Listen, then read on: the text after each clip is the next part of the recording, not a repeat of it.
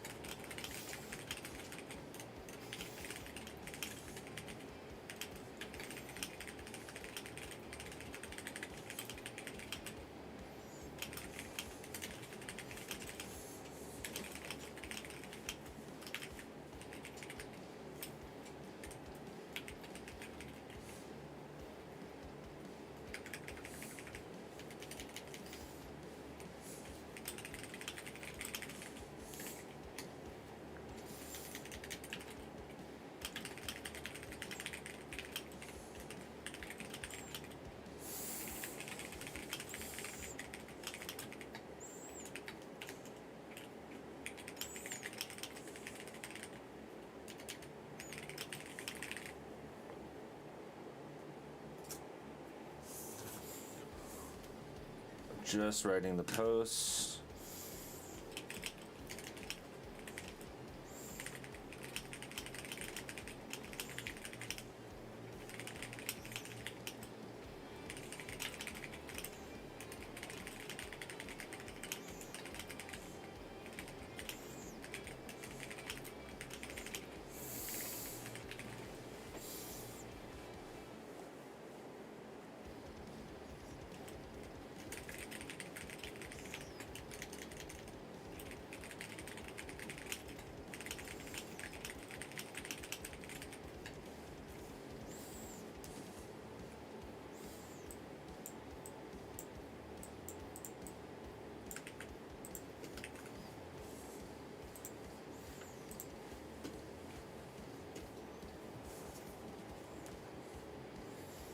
How's it going, everybody? How's everybody's weekend?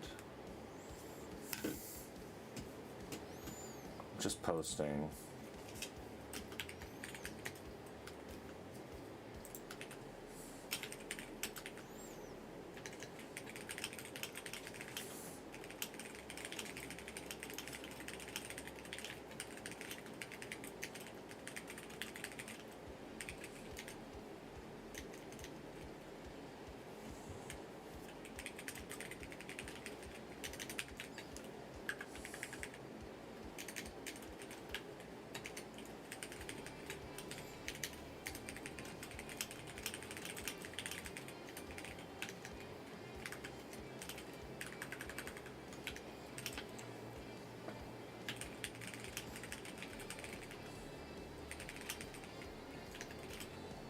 Made localization using NVMe. What else are we going to do today?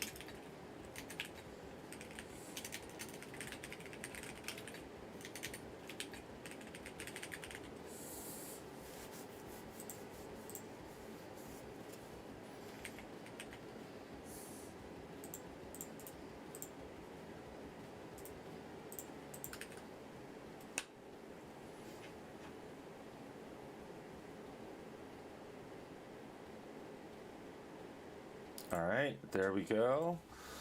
There we go.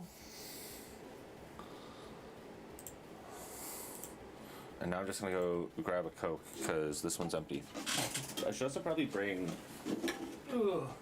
all of these downstairs.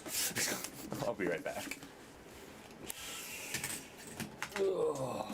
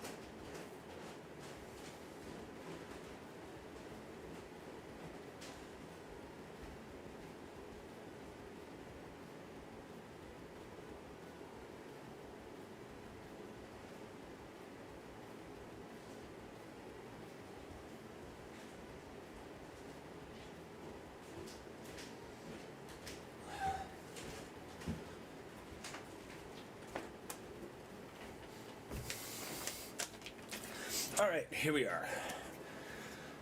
Let's get started, shall we? Okay.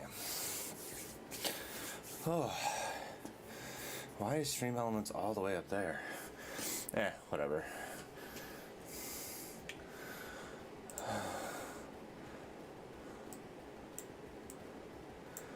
I don't know why it's all the way up there.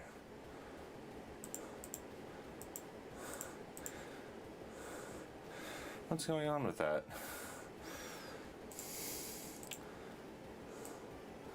Oh, it's like this one.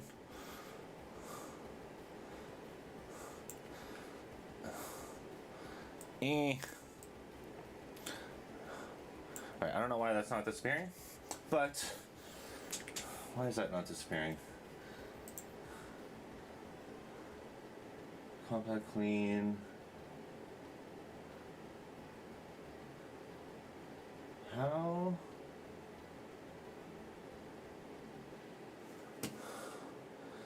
Wait, is this using like a demo or something? One sec. I want to fix this chat thing before we get started. How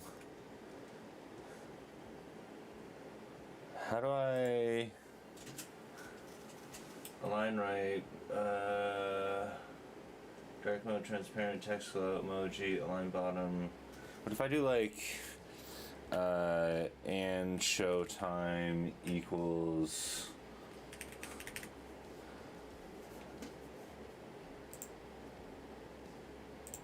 let's see what happens now. I know it disappeared, but okay. All right, so today we're going to be doing a bunch of stuff. So I have this Raspberry Pi here. This is going to be a quick one. So I have this Raspberry Pi. It's got a GeekPi PoE NVMe M.2 hat on it. So I have this extra M.2 drive that I had in my old framework. My old framework is just, it used to be like a little server that I had running, but it's not really doing anything right now. This is actually a terabyte. I definitely don't need a terabyte for this.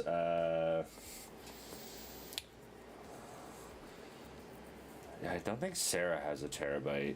This is also PCIe 4.0. This is way overkill for this. Anyways, so yeah, I have this little Kingston SD card, so NVMe SD card. So I'm just gonna put that right in here, and then we're gonna put this into Dante, the server. So funny thing about this is that there's this little, like you see that like this little screw thing at the top there. So I went through like every screw that I had that kind of like resembled something that would either be M.2 or like anything that had to do with Raspberry Pis. And well, let's just say none of them fit, right? None of them worked. So I ended up going to Canada Computers today and buying this little like M2 kit for like $4. It was actually like $8 online, and then it was $4.40 or something when I got in store. So what I'm expecting to happen is I'm expecting that these just go in totally fine because, well, the sorry, yeah, there was that thing. I forgot it. I don't know if I actually mentioned. So there's that thing there. And I was trying all these screws, trying to fit them in, and they weren't going in. And then I go out to Canon Computers, buy the set, come back, and then I realized that there's a little, like, I think I drew it out now, but there was a little, like, film. I actually took a picture. There's this little, like, film over the hole. You see that, right? Like, now it's empty. And then, like, there was this little sticker that was just right over it. So yeah, I took that off, and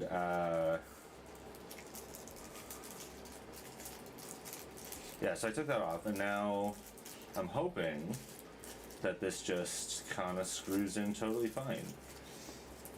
And I looked at the packaging too, and like the packaging on Amazon of the hat, and this should be fine. But so first, I am going to, where was the little blue one? The little blue one was magnetized. I don't think this is magnetized. Oh, it's actually not bad. Okay, so first I'm going to test to see. Alright, so it screws in. It screws in totally fine. Sick. Alright, so then if you don't know how to put an M.2 in, so it's pretty easy. I'm going to be kind of doing this. It's so easy, I'm going to be doing it backwards. So you have your little, like, slot thingies right here, right? So you're going to place in the M.2 with the teeth in the right position. Usually the logo's at the front. You're just going to kind of place it in at like a 45-degree angle, so it'll just kind of slide in like so. And then all you're going to do is, it feels a little bit weird, but you're going to push down, and there's going to be one of these little screw bits, right? So now what you do is you take your screw, the one that we just pulled out of the box. There probably will be one screwed in to, like, especially if you're doing this from like a computer or something like that, for a computer. There's usually one already in there, and then you just unscrew it, take the thing, and then screw it back in. So what I'm just going to do, I'm not going to hold this up because that's going to be really hard. And then I just screw that in like so, and bingo bongo. Now my M.2 is installed. There we go. So now what we need to do is, I might need to push the camera down a little bit. Now we're going to put this all back in Steve. Oh, sorry, in Dante. I've named all my servers. I don't know why. I mean, it makes them a little bit easier to understand. Like, I go like, oh, that's happening on this server, and then like Sarah also kind of knows. Like, Martin is the ingest server, Steve is like the storage server, and Dante is the portable AI server, right? So here's Dante. What about? You're gonna see that there's this big old hole right there. So all I'm gonna do, if you watch the previous videos, you will know that I did a bunch of heat insets for this. So now I'm just gonna kind of hand screw in a few of these. And there actually should be a 4th screw somewhere on my desk. Eugene might have knocked it off, so I'm just gonna go crawling around for that for 1 second. But I'm just gonna screw these in first.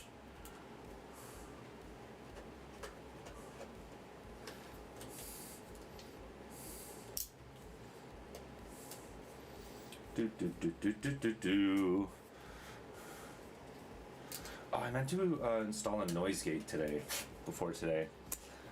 I realized that a lot of, I realize whenever I'm doing my editing that there's a lot of background noise from the fan. I guess I don't actually need the fan on today. It's pretty, it's actually pretty cold today. It's chilled down this week quite a bit, which is very nice. And then I just take the Ethernet cable, plug that in. Actually, I'm not going to use this Ethernet cable, just for sanity for today, because when I use this Ethernet cable, it goes through Dante, right? Which means that if I want to actually access the Raspberry Pi from my main machine, what I have to do is I have to like SSH into Dante and then SSH into the Raspberry Pi, which is kind of annoying, especially when I'm working on it like I think I will be today, where I want to SSH in and like format the hard drive or format the SSD and see what I can do. Or I've never actually used an SSD with Raspberry Pi, so this is going to be a little bit of probably a little bit of Googling, probably a little bit of research and figuring out how that do. Because I really just want to mount it and then use it to like host Git and stuff like that, and probably install OpenCode on a Raspberry Pi. I think that should be possible. I hope that's possible. I'm assuming that's possible. So instead of using the network from the Mac Mini, because that'll put me on a different net, I just have this Ethernet cable that goes to a switch all the way back there. So it's also PoE, so I should just be able to plug that in. And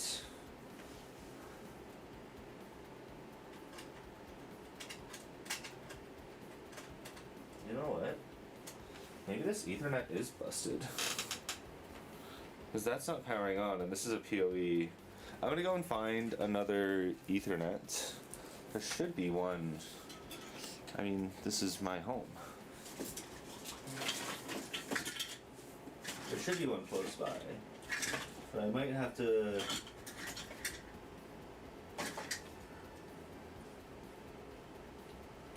Yes, I believe I have to go downstairs. I'm gonna go find an Ethernet. I will be right back. Uno sec. We also don't need Eugene Cam right now.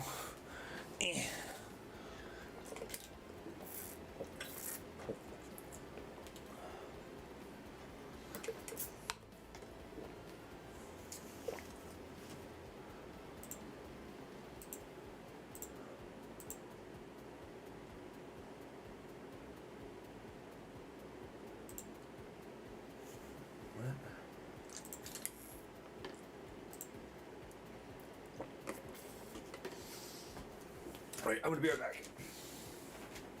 Boop.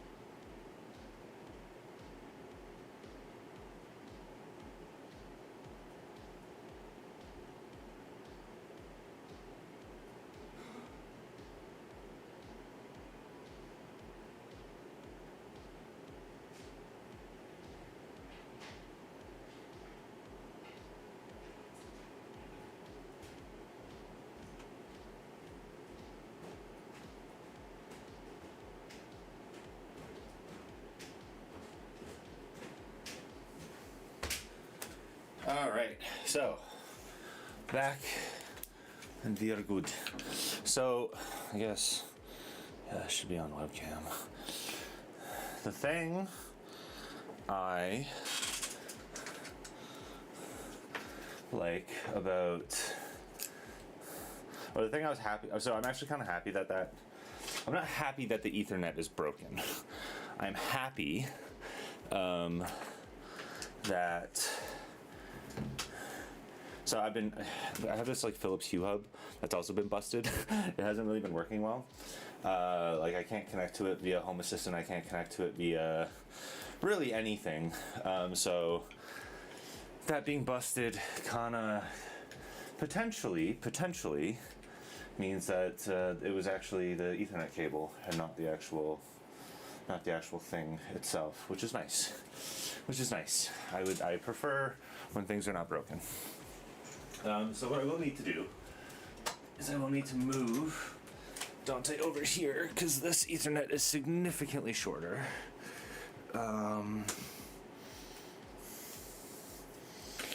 So I'm just gonna plug this in. The benefit of having cables and shit all over the house is that whenever you need it, there's usually a cable. All right, I'm still talking. I just need to plug in the things. So yeah, one sec. I just need to get under here. I'm still here. I'm just unplugging things. How's everybody? Oh no. Shit. I wound my, God. Ow. Everything's good, I promise. Just getting all this. I got a little bit of a cable mess here. Okay. Alright. Alright, so that's on. Dante is powered up. Oh, right, no, I turned off the power bar.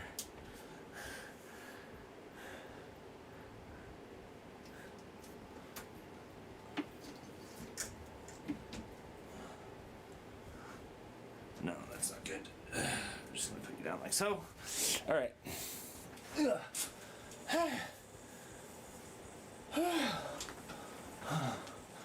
Alright. I'm alive. We're here.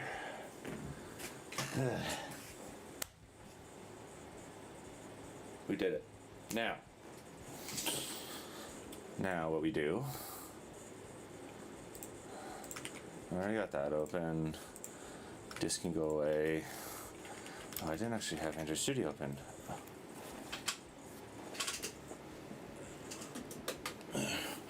One Raspberry Pi is a little noisy, so I'm just gonna get rid of that. Okay, so now let's dive into it. So eHoltrap n8n.local just to make sure. There we go. Sweet. All right, so we are SSH'd in. Now, GeekPy PoE hat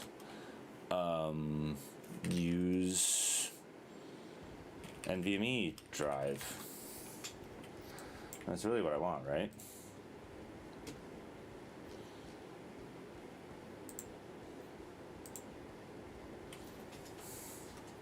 Yeah.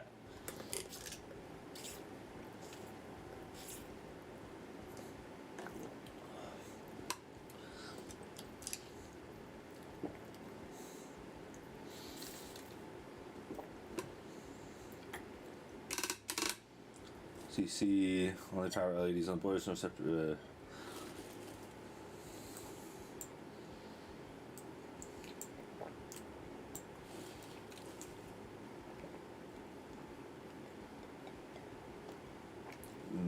Taller than hacker gadgets. It's cool seeing Jeff Geerling like in all these chats and stuff. The man does truly practice what he preaches.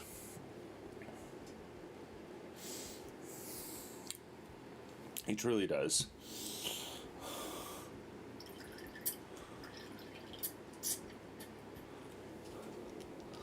Truly does.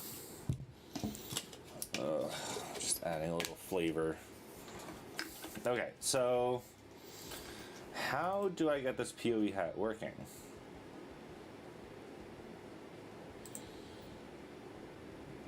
Yeah. Check the 4 power pins. Then add the following line to your boot. This enables PCIe interfaces.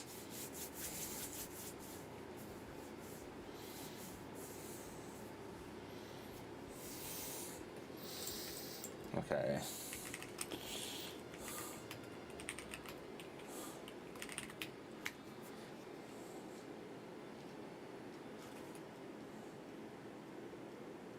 Just wanted to make sure that there was nothing. So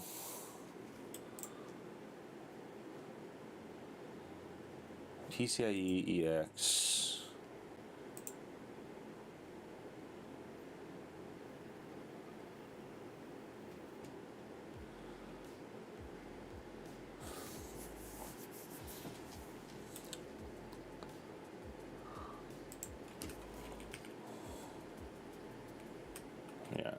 DT param. Whoa.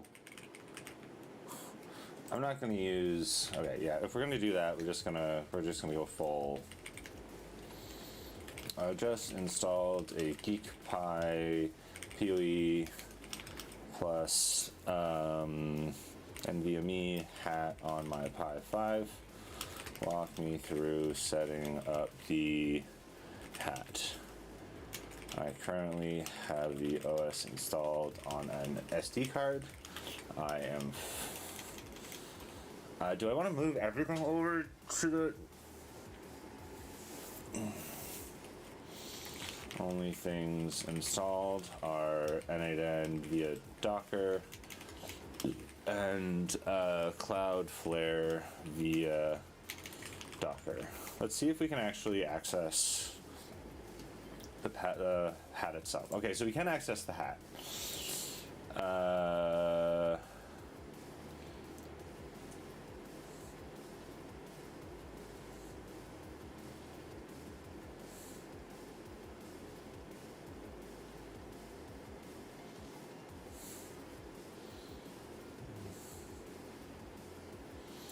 Notice how to look for operators. Before defaulting, you need to adjust the initial bootloader.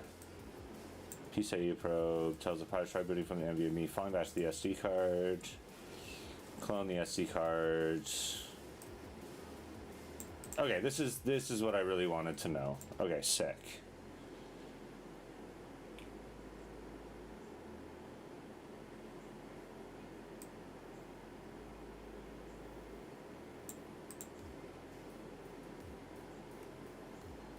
Okay, so we are going to try this whole thing. Okay, so sweet, this makes sense. I am using a Gen 4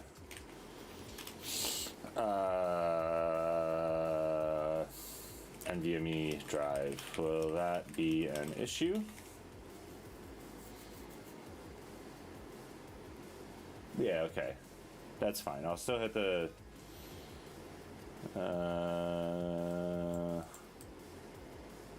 toastier. Okay. I might also shit. Yes, I might also shit.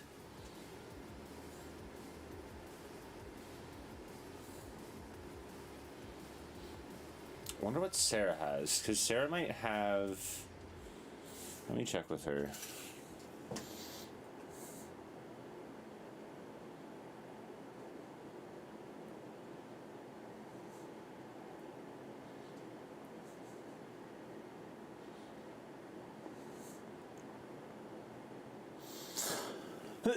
Excuse me. If I wipe your computer,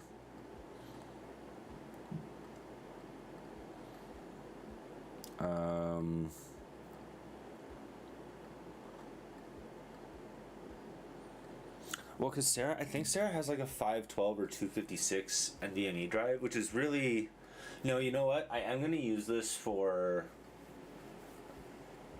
I do want to end up using this for like Pura stuff, right? So like I do want to be able to upload something to N8N and then So maybe having this 1 terabyte. I don't need the speeds. We're just gonna keep it like this, because now that I think about it, one of the big issues I have with Dante right now is I'm just moving stuff for Eugene. One of the big issues I have with Dante right now is that what are the words I want to use? One of the issues I have with Dante right now is that the hard drive, or the SSD that I got in the Mac Mini, is like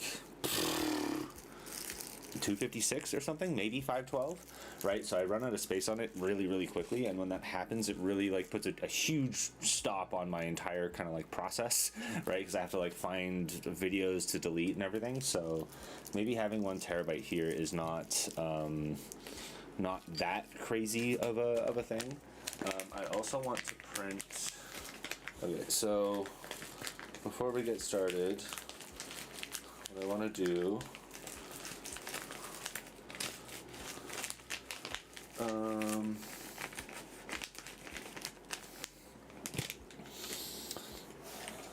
Do I have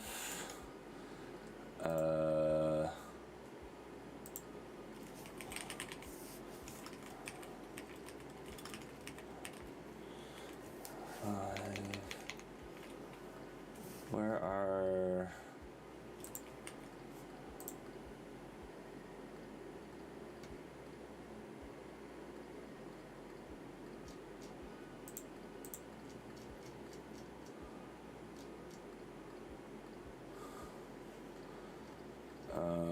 large cable? Oh wait, I need Gridfinity. Gridfinity, coin battery storage, stealth clip, bin 2x2x3, metric hardware all. Is this the one? I actually want this there. Haha. No, this is not the one I want. Because I want it to have like the, so let's actually get rid of this one. Coin battery, hardware all, and yours.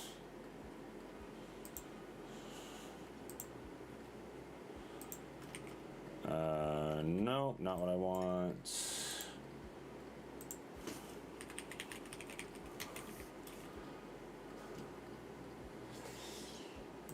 We can delete that.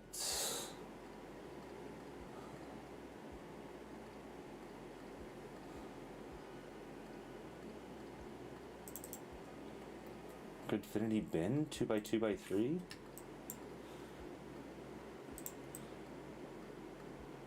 What? It's just batteries?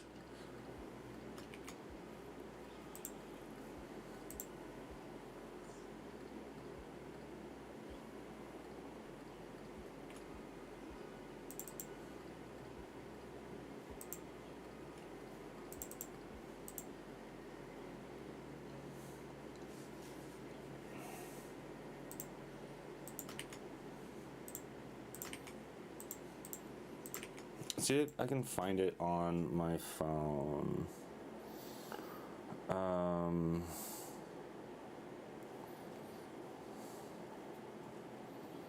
So I want me, I want my history. My history's gone. Like, what happened? Yeah, like all of my like search history and everything just disappeared on MakerLab.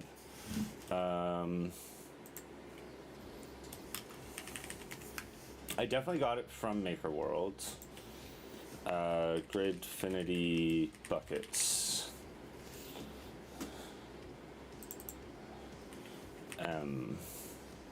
So I really want like the M4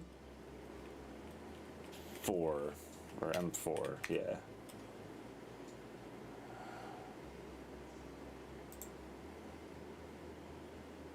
Yeah, this is what I want.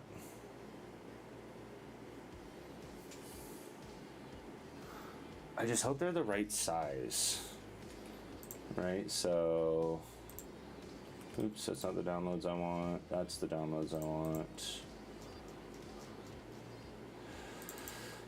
Oh, hardware bins bamboo.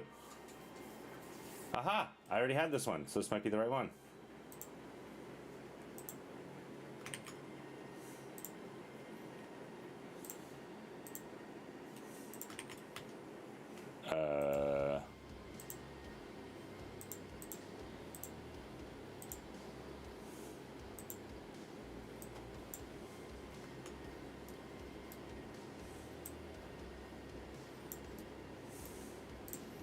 What's the height of these?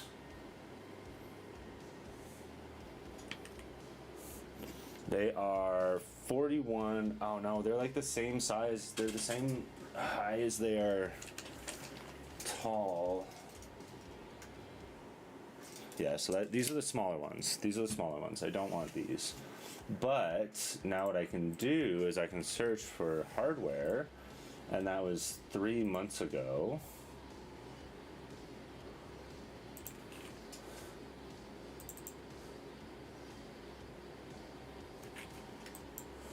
I think this was the one that I just opened. Yes, it was. And they are also the same. Well, I have yeah, so this is where I made the M2. This is where I made this one. I really gotta like save these a little bit more. So I made this one using that, and that's where I found out that the stuff doesn't go all the way around. So we are going to delete this, and then I'm going to click this and get rid of this.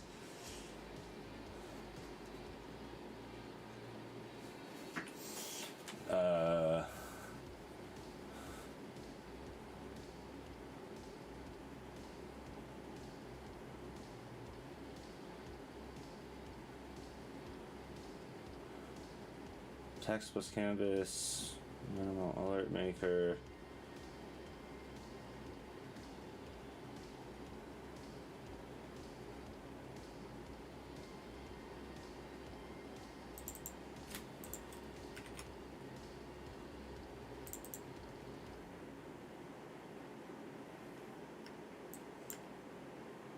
Aha! There we go.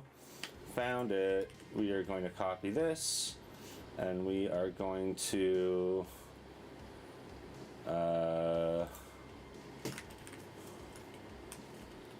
the fuck?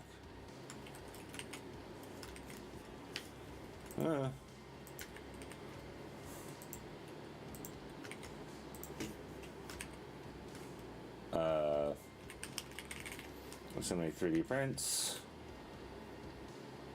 Why did that crash? Okay, anyways, we are just gonna... Then I closed it!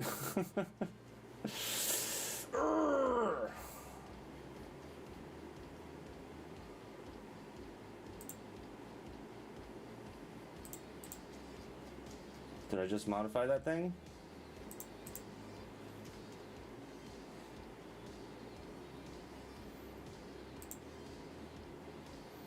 Oh no, I need to go into downloads from 3 months ago.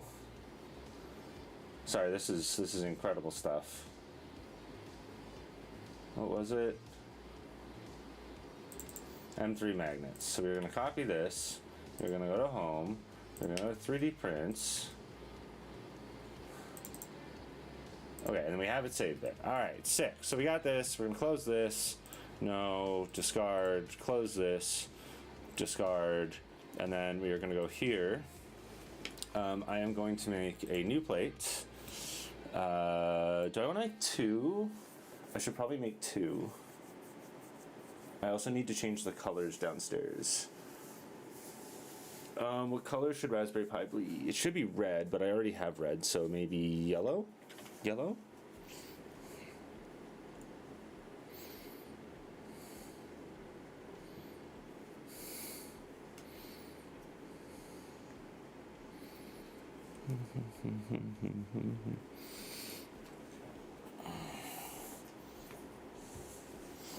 All right, Eugene, let's go change some printing. Doop doop.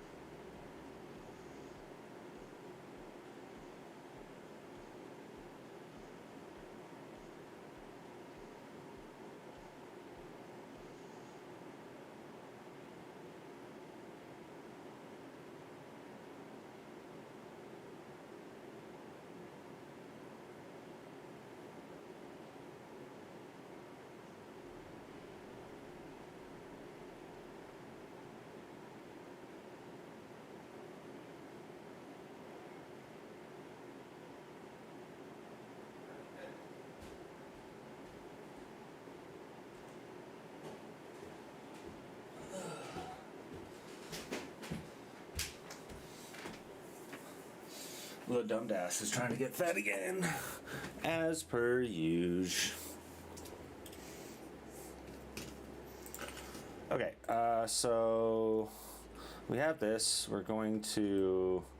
No, wait, I want to first get rid of this. Where's the text? All right, we're at this one. We're going to delete the text. I am going to add my own text.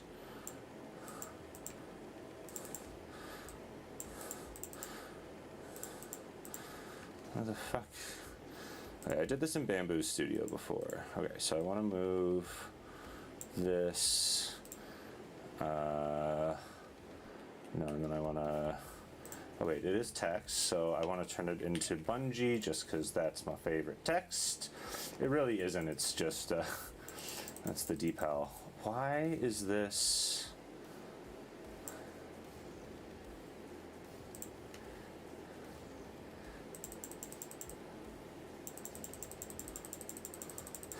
Let's click a lot.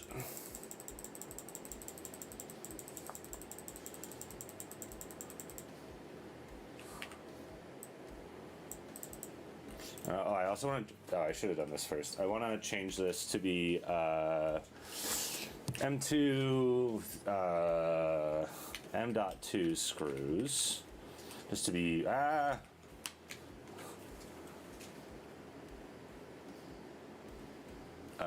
M.2 by 3, I guess. Yeah. No, and then. Enlarge font height inside text input.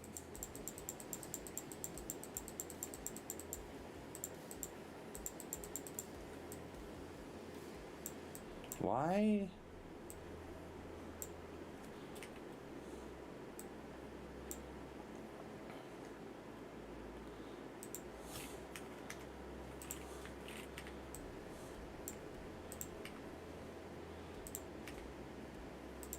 What the? Let me.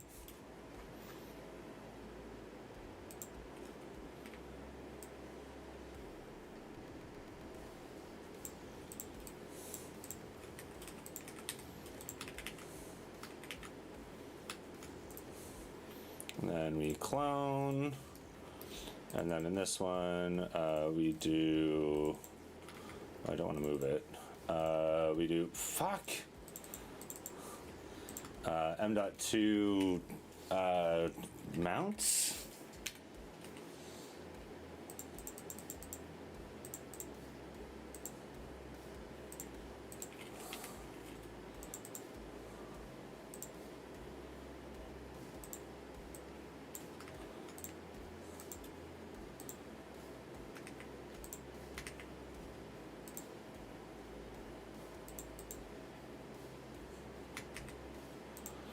I'm actually gonna make this. Oh, because it is M2 heatsinks.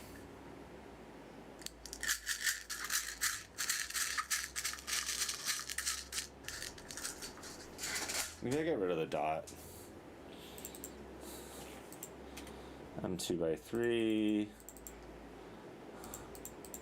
M2 mount.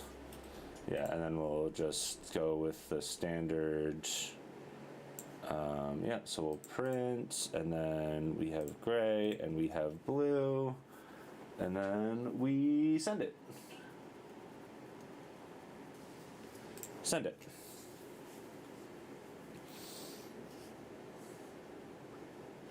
All right, now let's go back here. So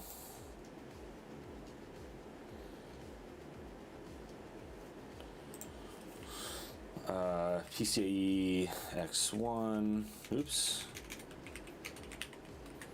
and then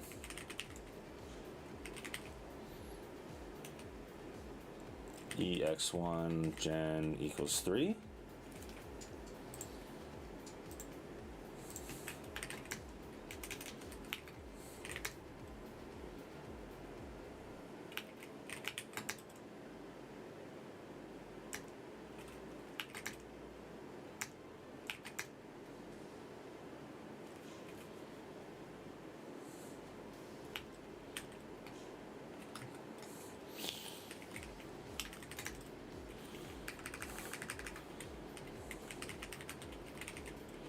PCIe x1 dt param equals PCIe x1 gen 3 sudo reboot.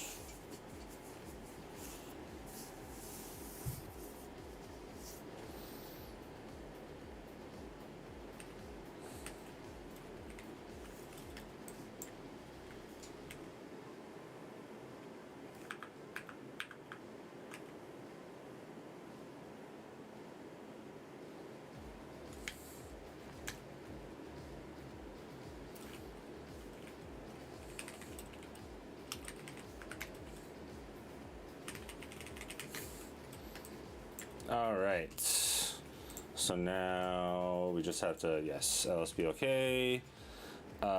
Yes, we see the Pi knows how to look for your operating system.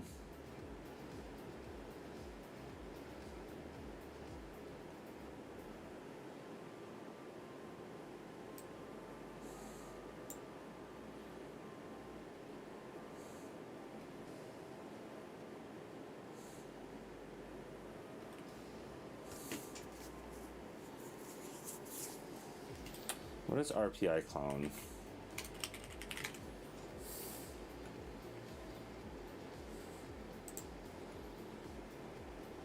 Oh, it's Gearling guy.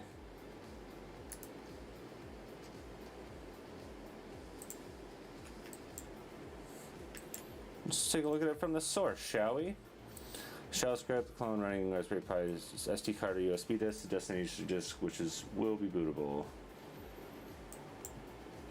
Destinations include suite,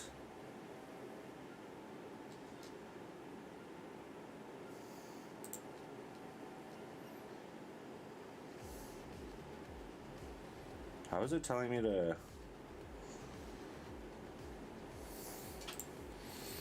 putting off a internal clone to an external USB drive?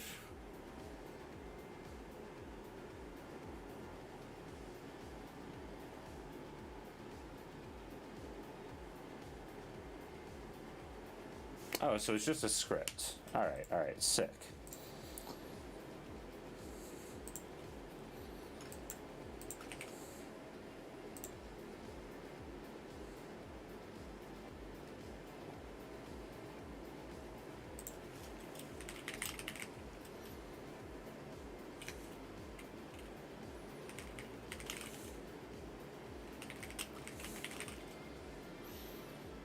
All right, so we got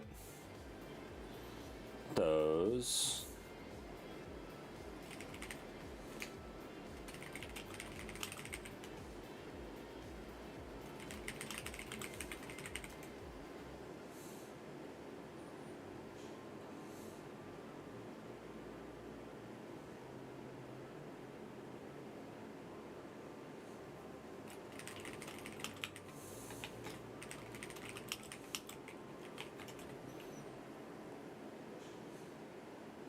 What the hell?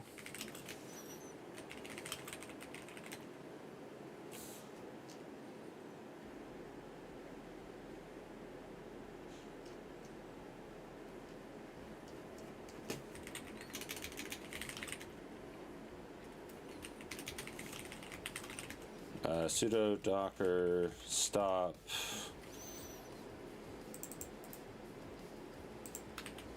ugh 69C704 FBA F17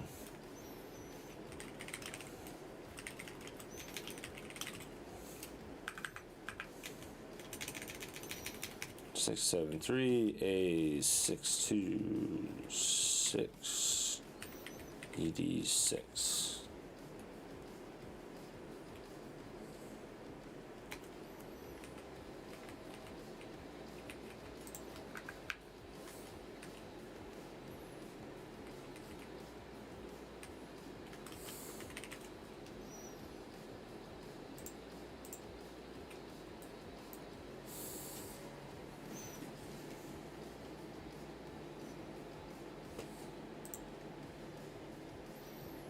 All right, so we got that.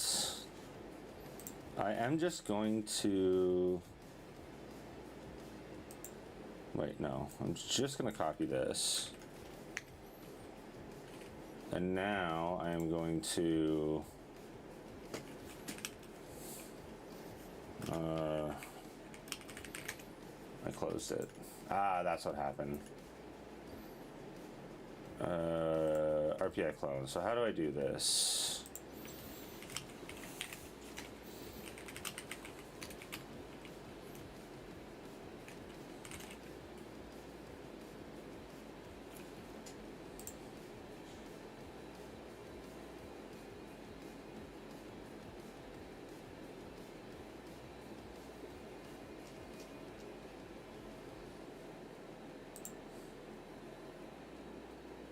Oh.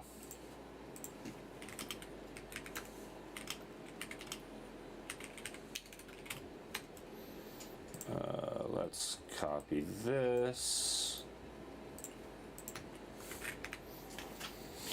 All right, sweet. And now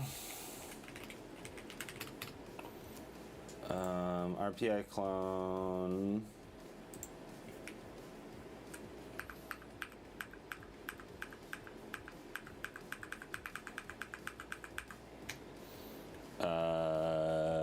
Yep. Sudo RPI clone NVMe on1. And then there's P1, P2, P3.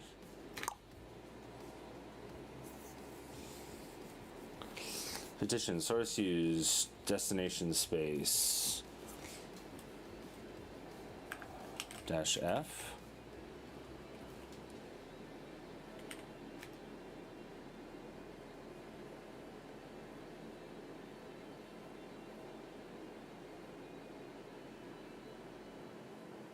Oh, it does use rsync. That's cool. I like rsync.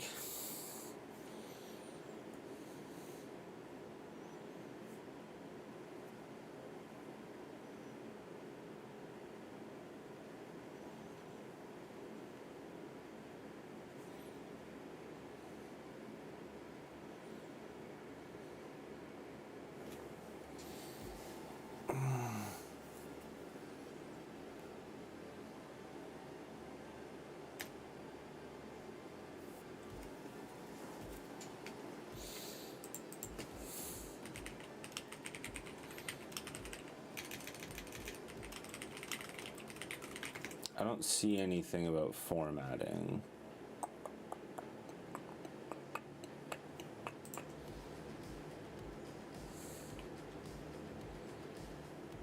That's fine. I don't care about the rest of that answer. Okay, so now I need to change the bootloader.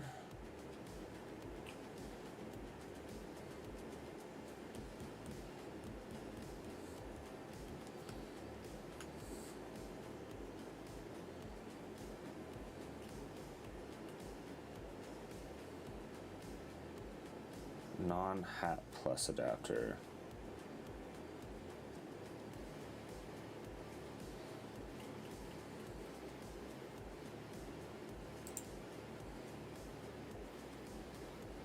CM5 and finally bootloader. Boot from an NVMe SSD.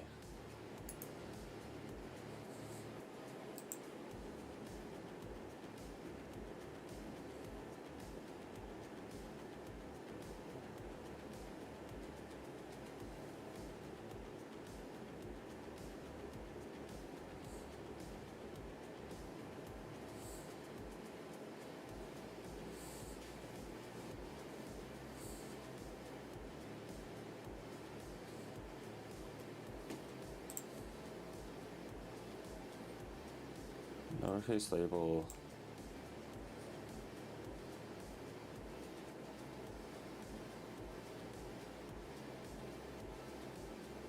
Okay, so I think we're good.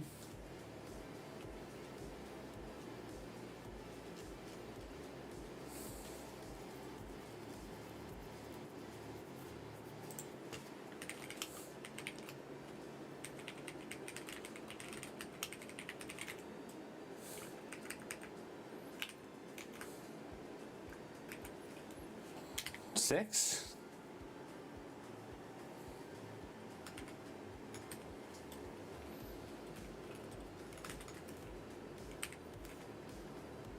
Wait, what? No, no.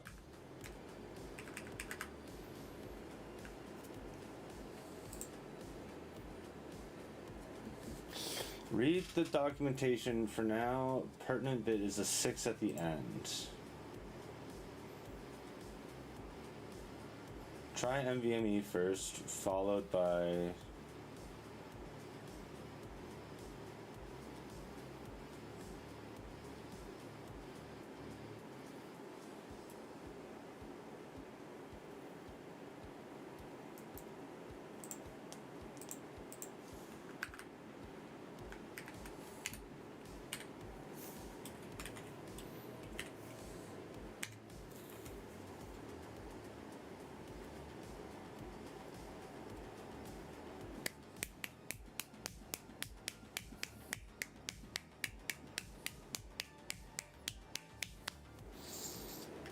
Alright, now I sudo reboot. Alright. Alright, now I need to actually unscrew this thing again and pull the SD card out.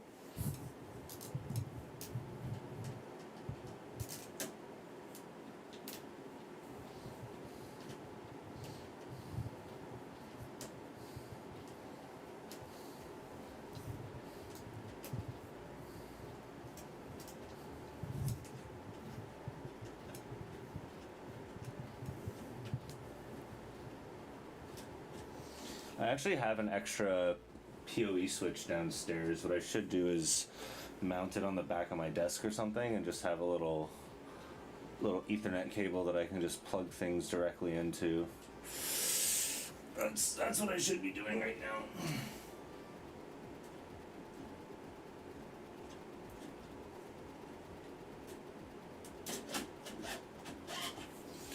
Alright, so we have this.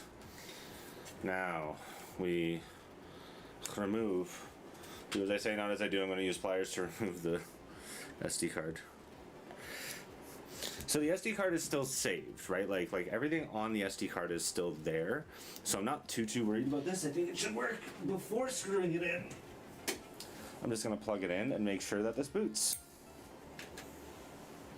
It is plugged in. And let's see if we can connect. I'm not expecting it to be that fast, but...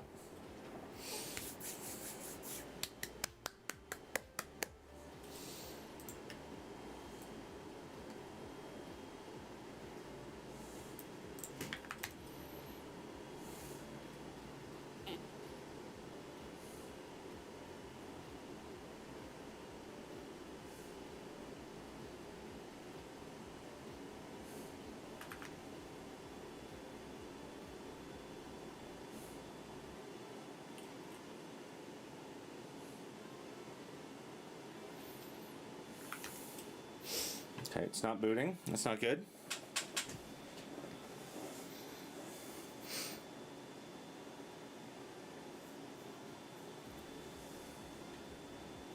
I actually don't know that yet. I don't know if it's not booting. I just don't, it hasn't booted yet, which normally it doesn't take this long.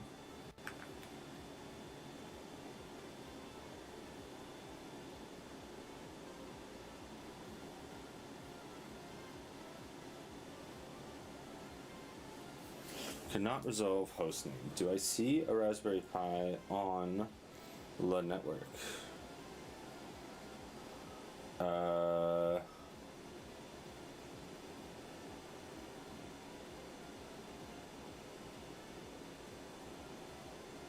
Unify.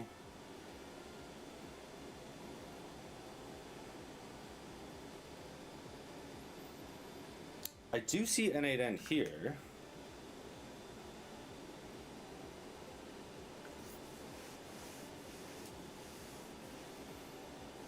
Why? What if I do the IP?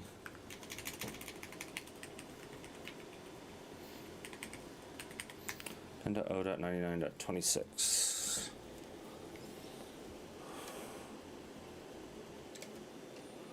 It shows it's on though. What if I... Okay, so the tunnel isn't working either, but I do see it.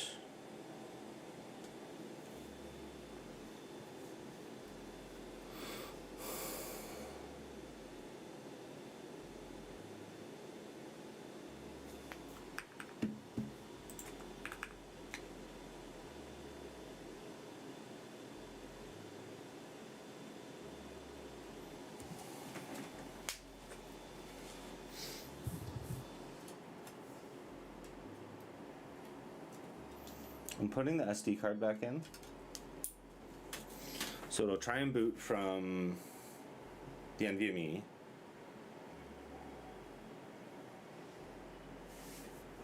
Alright, so now I'm getting a lot more flashing.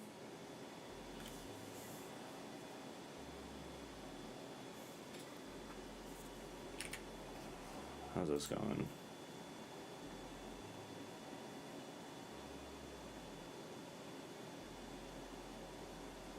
Cool, cool.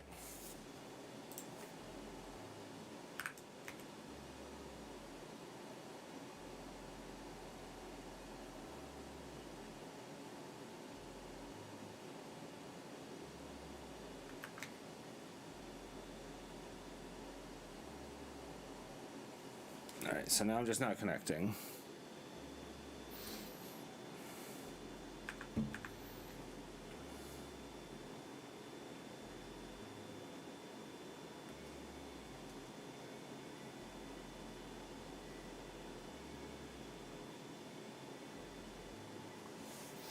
So now I'm concerned that it's not forcing off of the NVMe, so I'm actually just going to remove it super quick.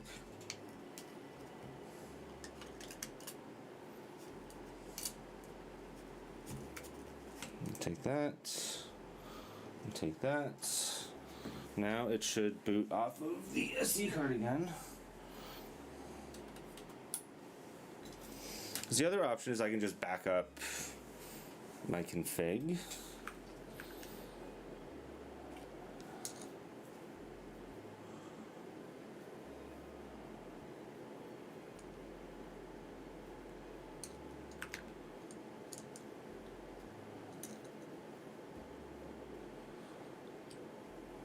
Come on, you got it.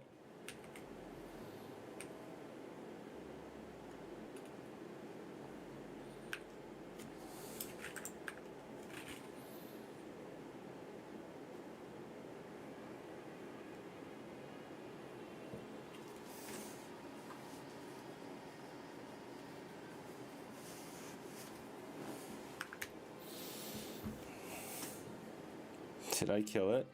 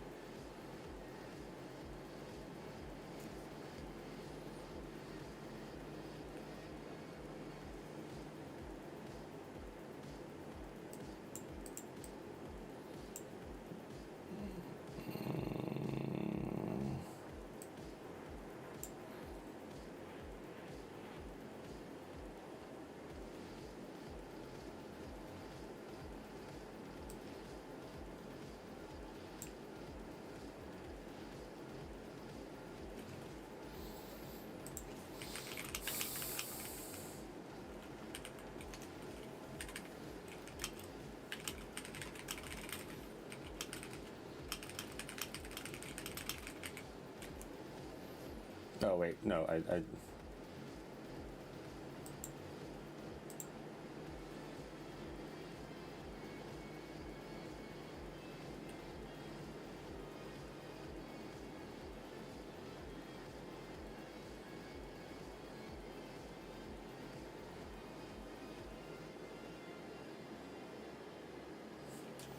It's EEPROM firmware update script on the SD card at a lower hardware level.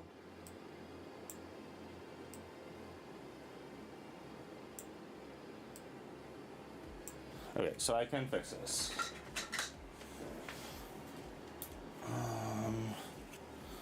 How do I do this?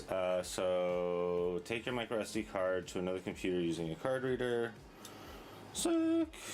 I have one of those. Let's hook it in here. Plug that in.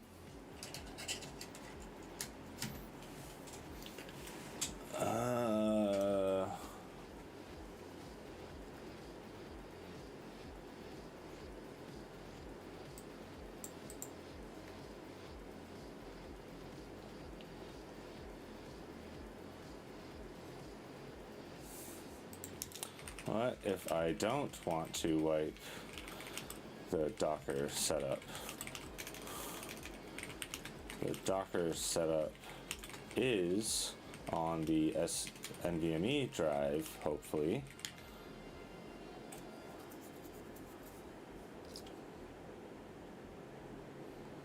The cloning steps essentially finished before the boot failed. The Docker configuration data, because RPI clone race line by line, the files are safe.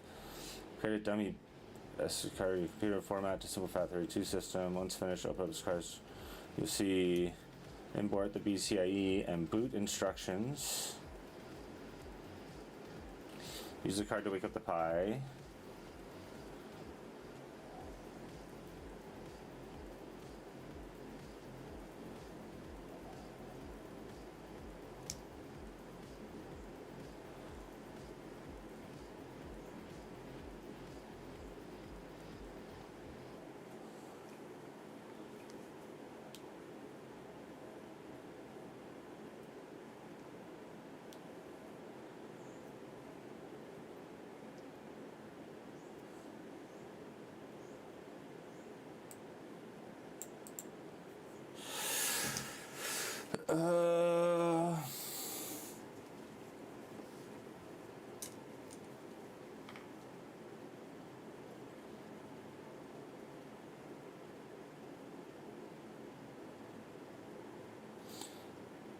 Keep your NVMe drive exactly as it is.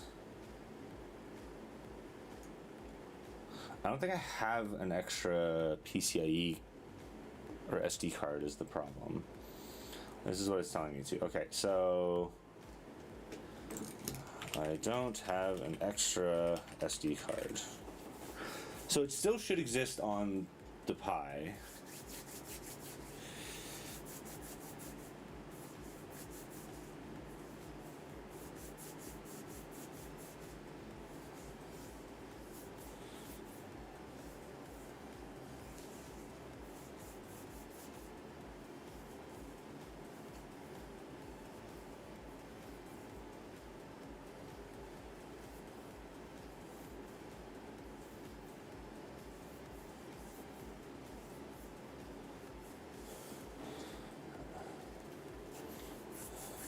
If I have hardware architecture as a hardcode, on initial start, we'll immediately check the USB and SD card slots for authenticated EEPROM.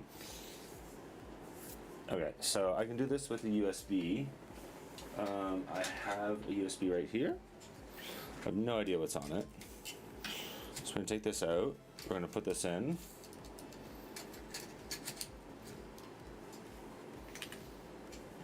We are going to check. Oh, it's Fedora. It's Fedora 36. Alright, so we're going to go Raspberry Pi. How does this work? So we open the Raspberry Pi imager.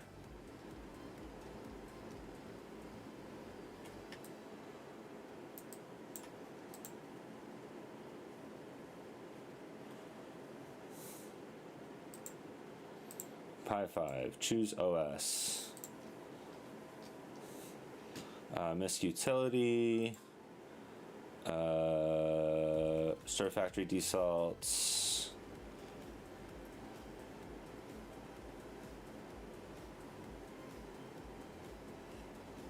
Says do SD card boot. Okay.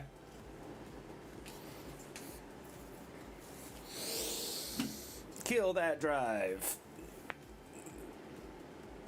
Oh, it's asking me for a password.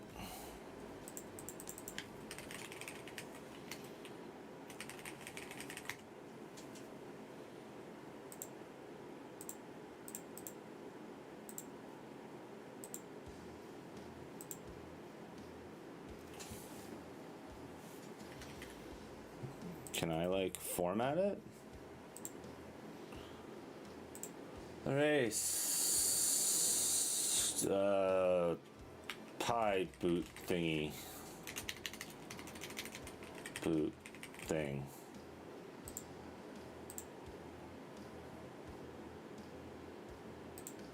Is it because of this thing?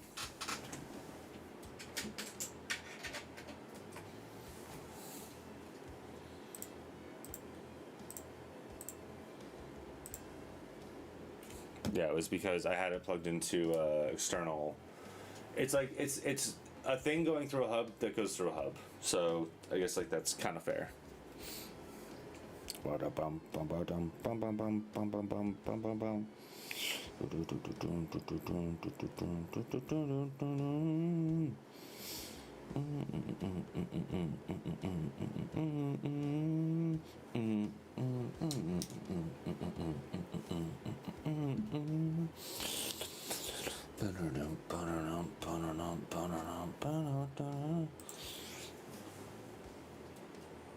Alright, so that's out of there. Now we plug it in here. And it said plug it in with everything else. So I am going to put the NVMe drive back in. I'm just going to do that really quickly. And where did I put the SD card? The SD card is right here.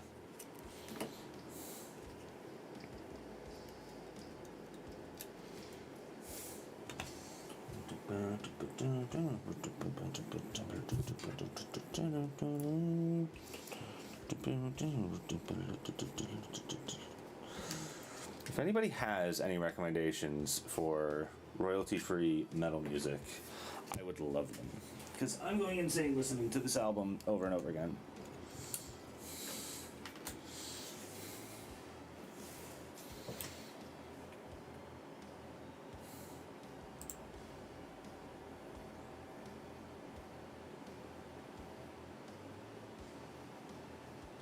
Oh, it's... Now it says power it with no drives inserted.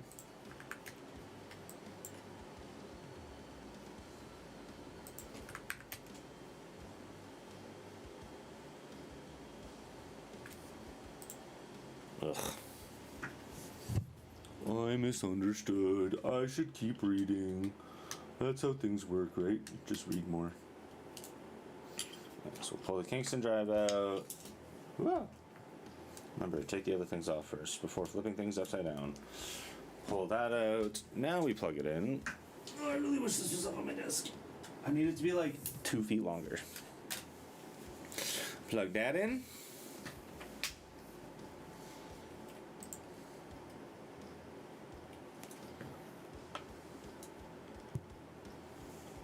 I don't have a micro HDMI cable handy. I don't have a micro HDMI handy, and I do this without a monitor.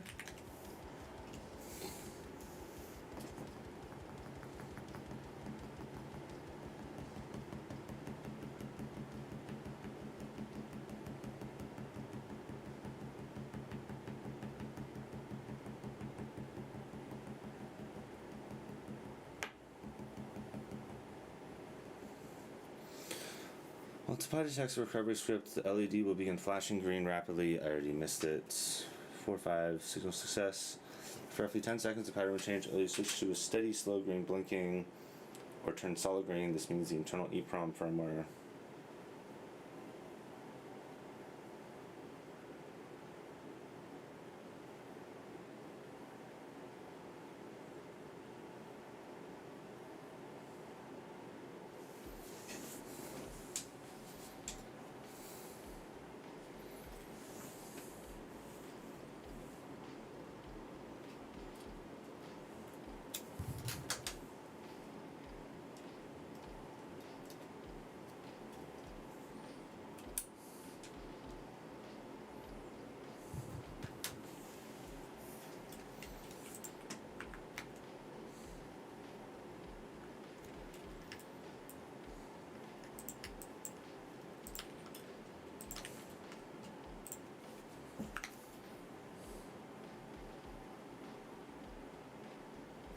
Now, why is this not working?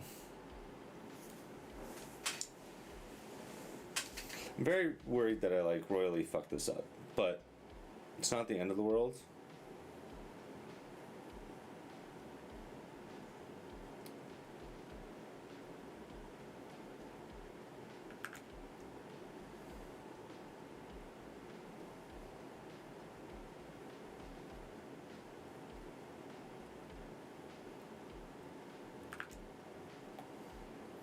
So it said wait for a minute.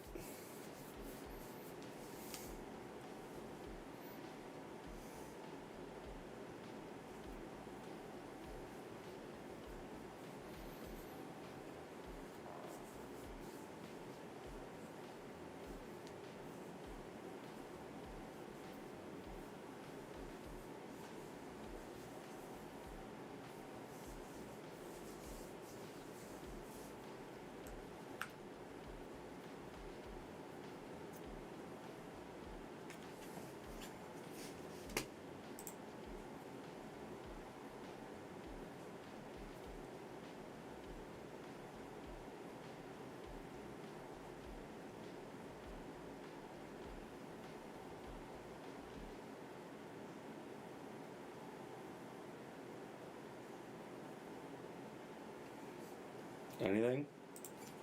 Are we able to?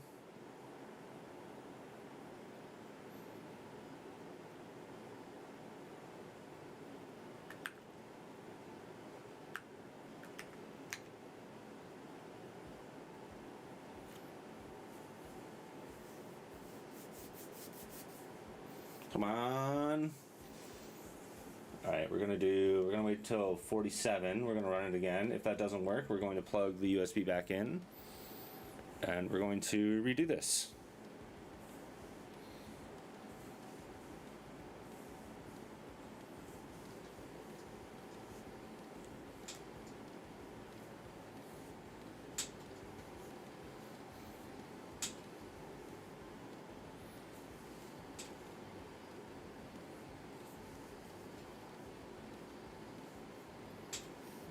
Alright, now we should be good. If it doesn't work, doesn't look like it's working. So now I'm going to watch this really closely. Yeah, it's not working. So I'm going to unplug. I'm going to plug the USB back in. We're going to plug this back in, and I'm going to stare at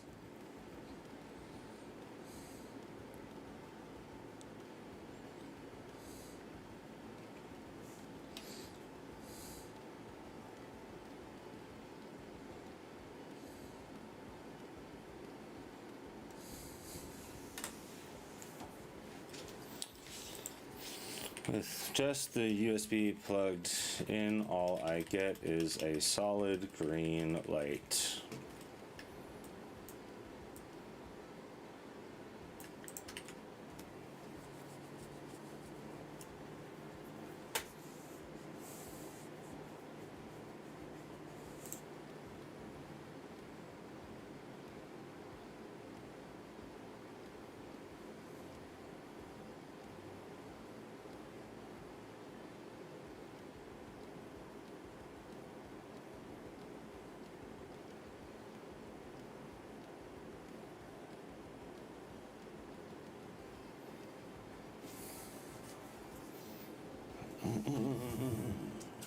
Alright, so let's do that. we're gonna do a different Pi. So SD card boot. This said also like NVMe / USB boot. I'm gonna try this.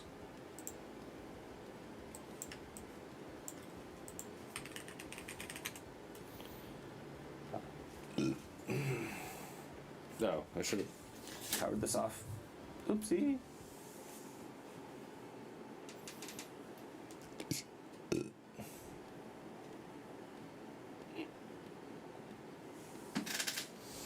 Play the ding-a-ling.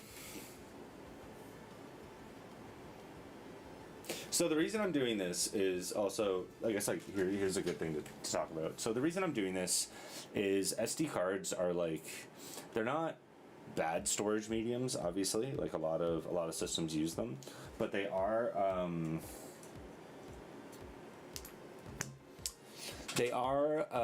how do I put this? I know, sure, okay. They are not super reliable in terms of like if you read and write to them a ton, they will degrade pretty quickly. So I'm moving this to an SD card because a lot of the workflows that I want to do involve like pulling down entire Git repos, and then those Git repos. Alright, so now I should see a bunch of flashing if this worked correctly.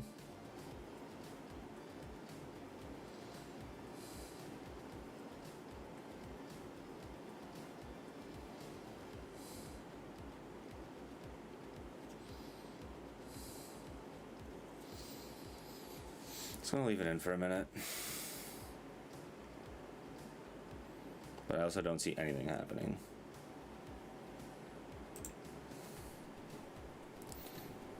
So what was this? PiOS 64-bit. Wait, what?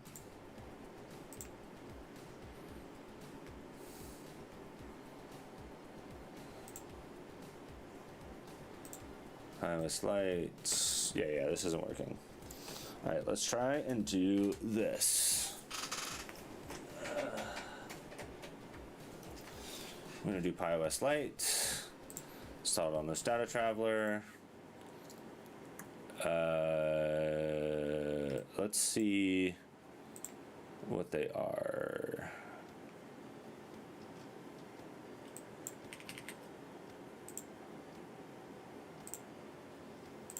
All right, now let's boot from this.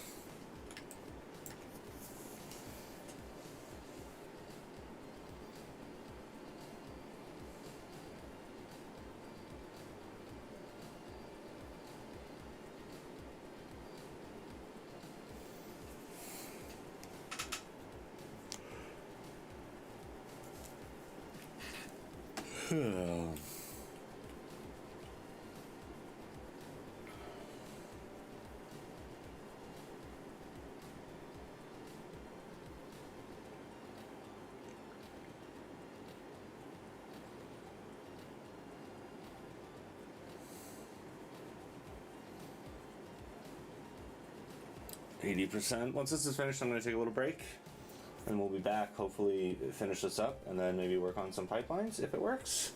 Otherwise, we're probably just going to switch to some coding because I need to get some stuff done there, and then I'll tinker with this tonight / tomorrow, although I do have an interview tomorrow, so I should prep for that.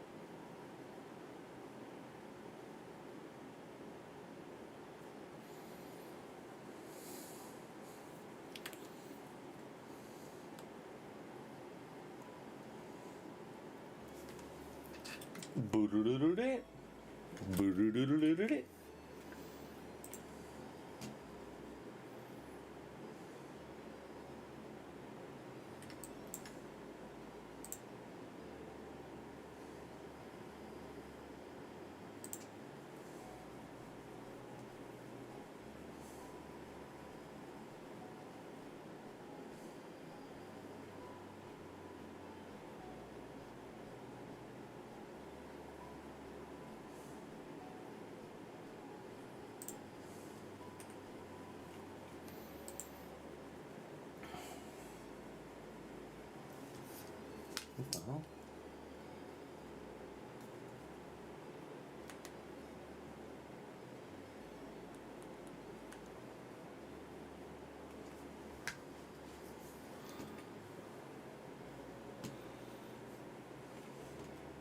Why is this taking so long? You at 99%. You finish. Cool, quick. And then I plug in.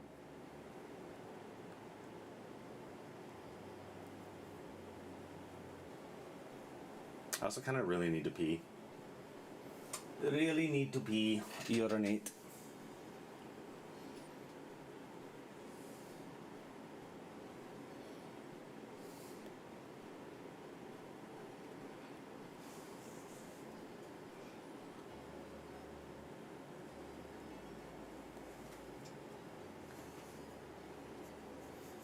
Hurry up!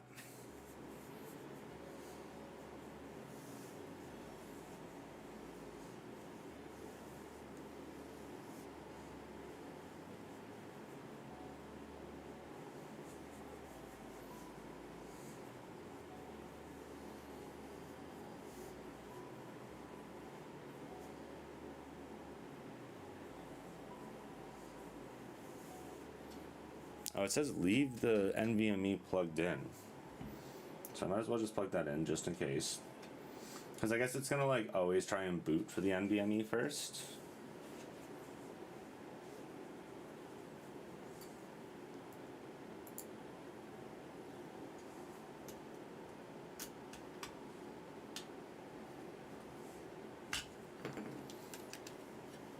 NVMe is in.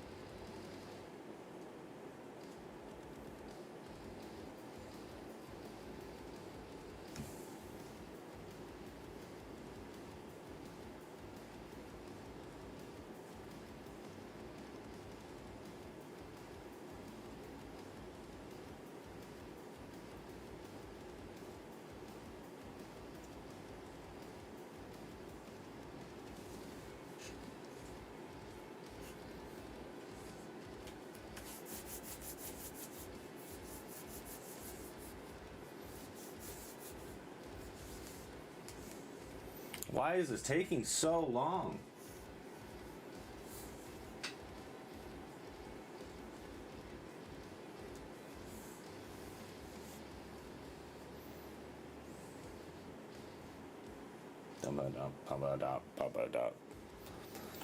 Come on. Okay, I'm gonna actually like take a break then. I know that was kind of a waste, but anyways, I got some stuff fixed. We will be right back once this is finished. I'm gonna take a step outside, get some fresh air. Yeah, we'll be good. We'll be back. See you all in a minute.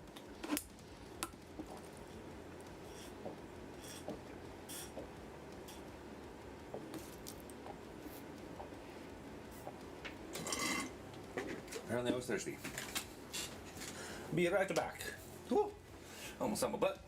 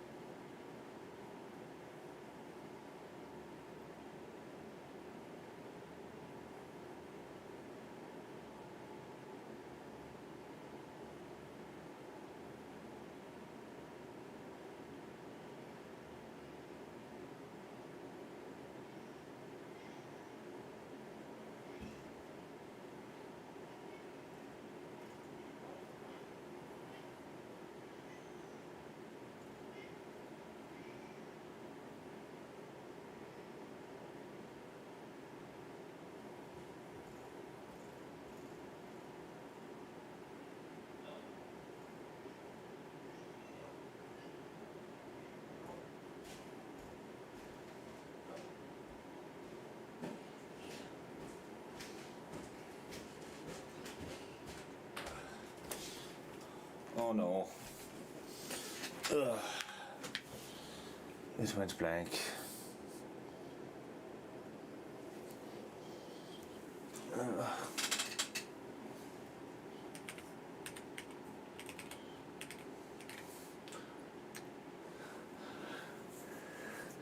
There we go. All right, we wrote the data.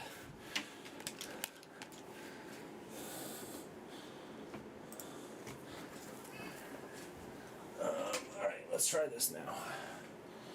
Okay, so everything is out. This is in.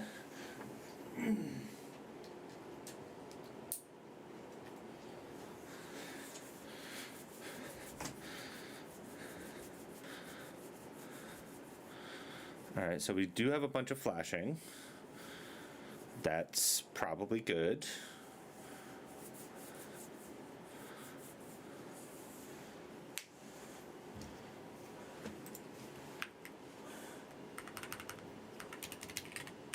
I don't know why I named it test, but I felt like that was actually a pretty good way to ensure that I am hitting the USB versus the PCIe.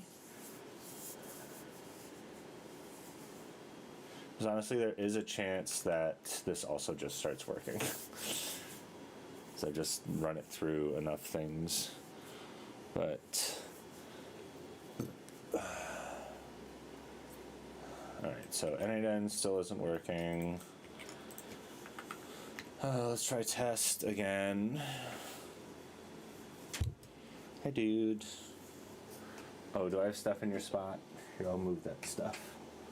I'll move the stuff. The stuff is moved.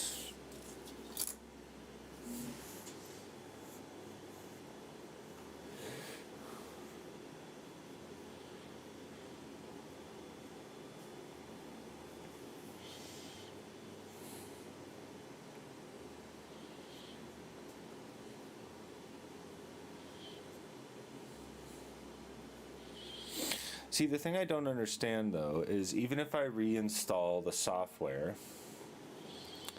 the EEPROM is still going to not work, right? Because yeah, because what it's suggesting I also do is just like turn the SD card into an EEPROM thing, like an EEPROM wiper or whatever, but I don't necessarily want to do that, just because. Sorry, I was checking something and then I lost my train of thought. So, followed by USB, then repeat. Try NVMe first, followed by USB, then repeat. So it should be launching off of the SD card now.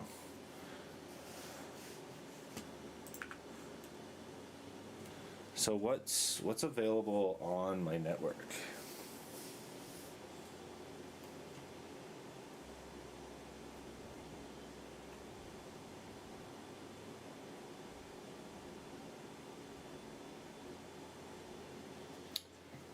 Nothing is available on my network.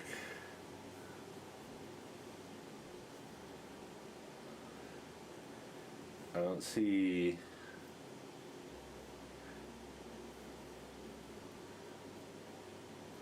What if I think I did this wrong as well, because I think I need to try the Pi thing again. Alright, I forgot to turn cam on. How's my app growth been going? It's been going all right. I've got about I don't have great tracking, so I'm relying on RevenueCat for like recurring users and stuff. So my analytics are pretty poor, but I've got about 100 monthly active users, which is pretty great. But yeah, I went from when I launched iOS in Well, so I launched iOS like a long time ago, but then I didn't update it for about a year because I ran into build issues. So I relaunched it about 2 months ago, and then that was when I gained about 50 users. Or I gained about 100 users and then lost about 50 pretty much like overnight or like over a week, which is great. And now I'm starting to automate iOS a lot more. As I had more of a break in development for a month there or so. So yeah, it's been a monthly sub. Yeah, so most of the app is free, and then here I will. Might as well. Yeah, I'm gonna give up on this Raspberry Pi thing for now. And I will do this tonight or something, because I'm kind of like throwing myself at a wall here, just trying to like plug in. Oh wait, no, I was going to do the Pi Imager, and we'll do the Misc Tools Pi. We'll do the NVMe boot, and we will wipe this. Ooh, that's not what I wanted to grab.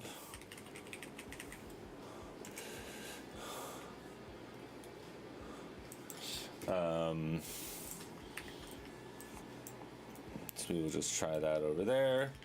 And then where's Android Studio?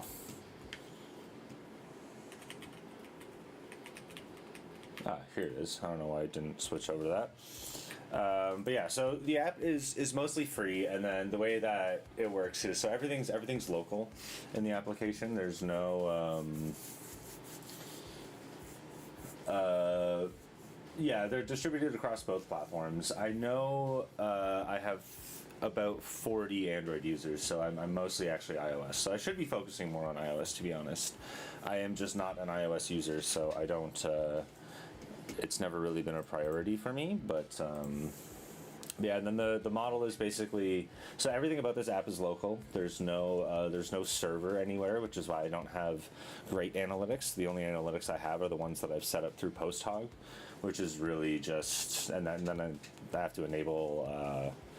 They have to allow for analytics as well, but yeah, anything you put in the application, you get out of it for free. So like if you put in a weight or a set or something like that, like you'll be able to see that set on that day, right? So like this is the debug build, so it gets pro for free, but I don't think I have any of the pro features enabled. But like I put information in here that I did all of these workouts, so I get to see that information. This actually does have some pro stuff enabled, and then my pro features are more so things that do like calculations on top of the things that you put in, right? So how many of those things were maximally effective reps? What was the total weight moved in a set exercise or workout? What's your estimated max or your theoretical max? Like all of these things are like me doing math and like showing you more things. So yeah, it's a $5 a month subscription, which I now realize is very expensive for those features. So I'm looking to add a lot more. One of them being like one that I want to start working on today, but there's some things I need to get done first. One that I want to start working on today is like taking a video of somebody doing a set. So they would be able to like point their camera at themselves, and then they'd be able to like look at the form, and then like they'd be able to see themselves and like look at their form. But then the thing I could do on top of that is use local ML to like show ligament data, so they'd be able to see like how their back is arching and how things are going. And you asked a few other questions.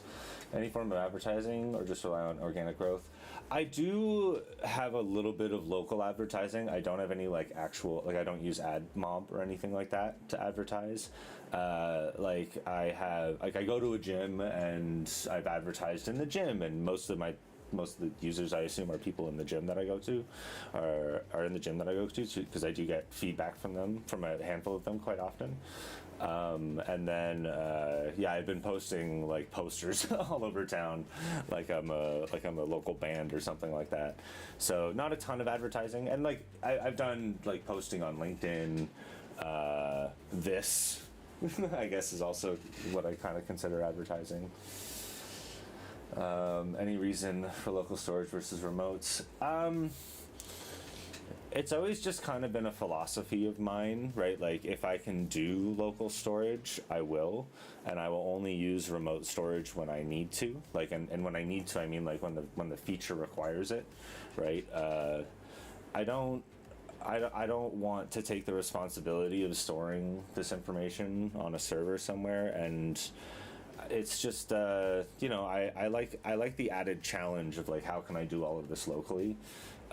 It's kind of how I've always done my side projects, right? Because that's really what this is. It was like I started doing powerlifting about 4 years ago now, and we started off with a notebook and it sucked, and then we moved to Excel sheet, and that was even worse, to be honest. And then I'm like, you know what, I can make an app for this. So I just started building it, and now we're here, and it's kind of turned into like an actual, like, I released it and then it had like 10 users, which were mostly like family and friends. But now it's kind of actually grown into something, which a lot of the bug fixes I've been doing in the past couple of weeks have been like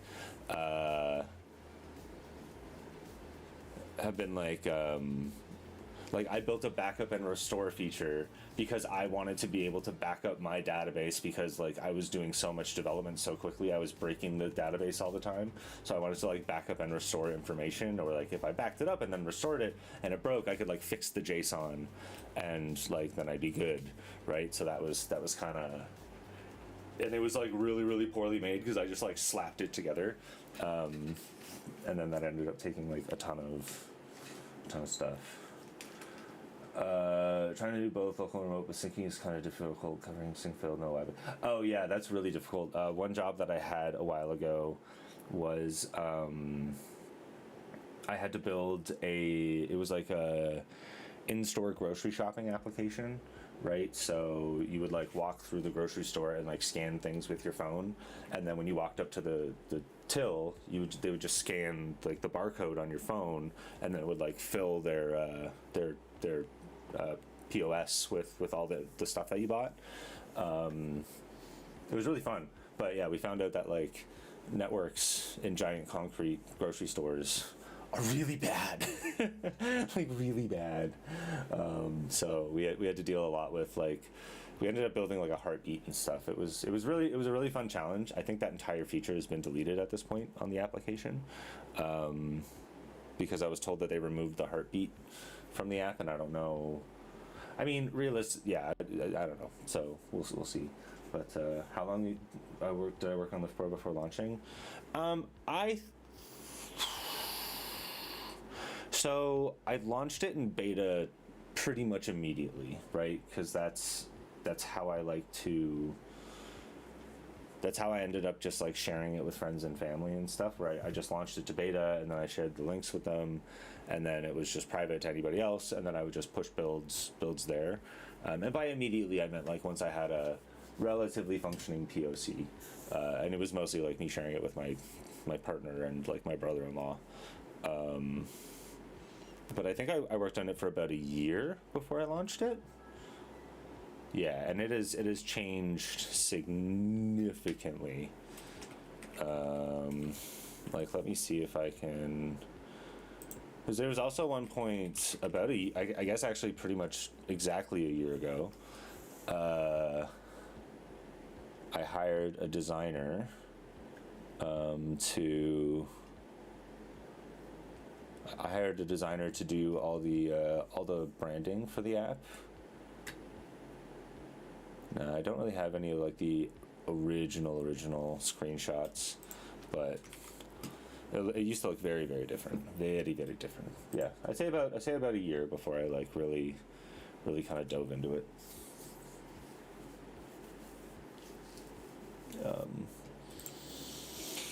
Yeah, so that was this. I just want to check if this Raspberry Pi will now boot and if I can do the N8N stuff. Because I do really want to. So like, what I really want to do is I have like this local server. Okay, and it's doing a flashy thing.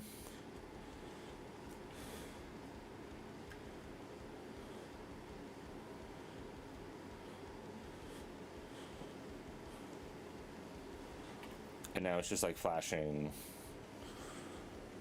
I'm gonna let it like chill for a minute. Okay.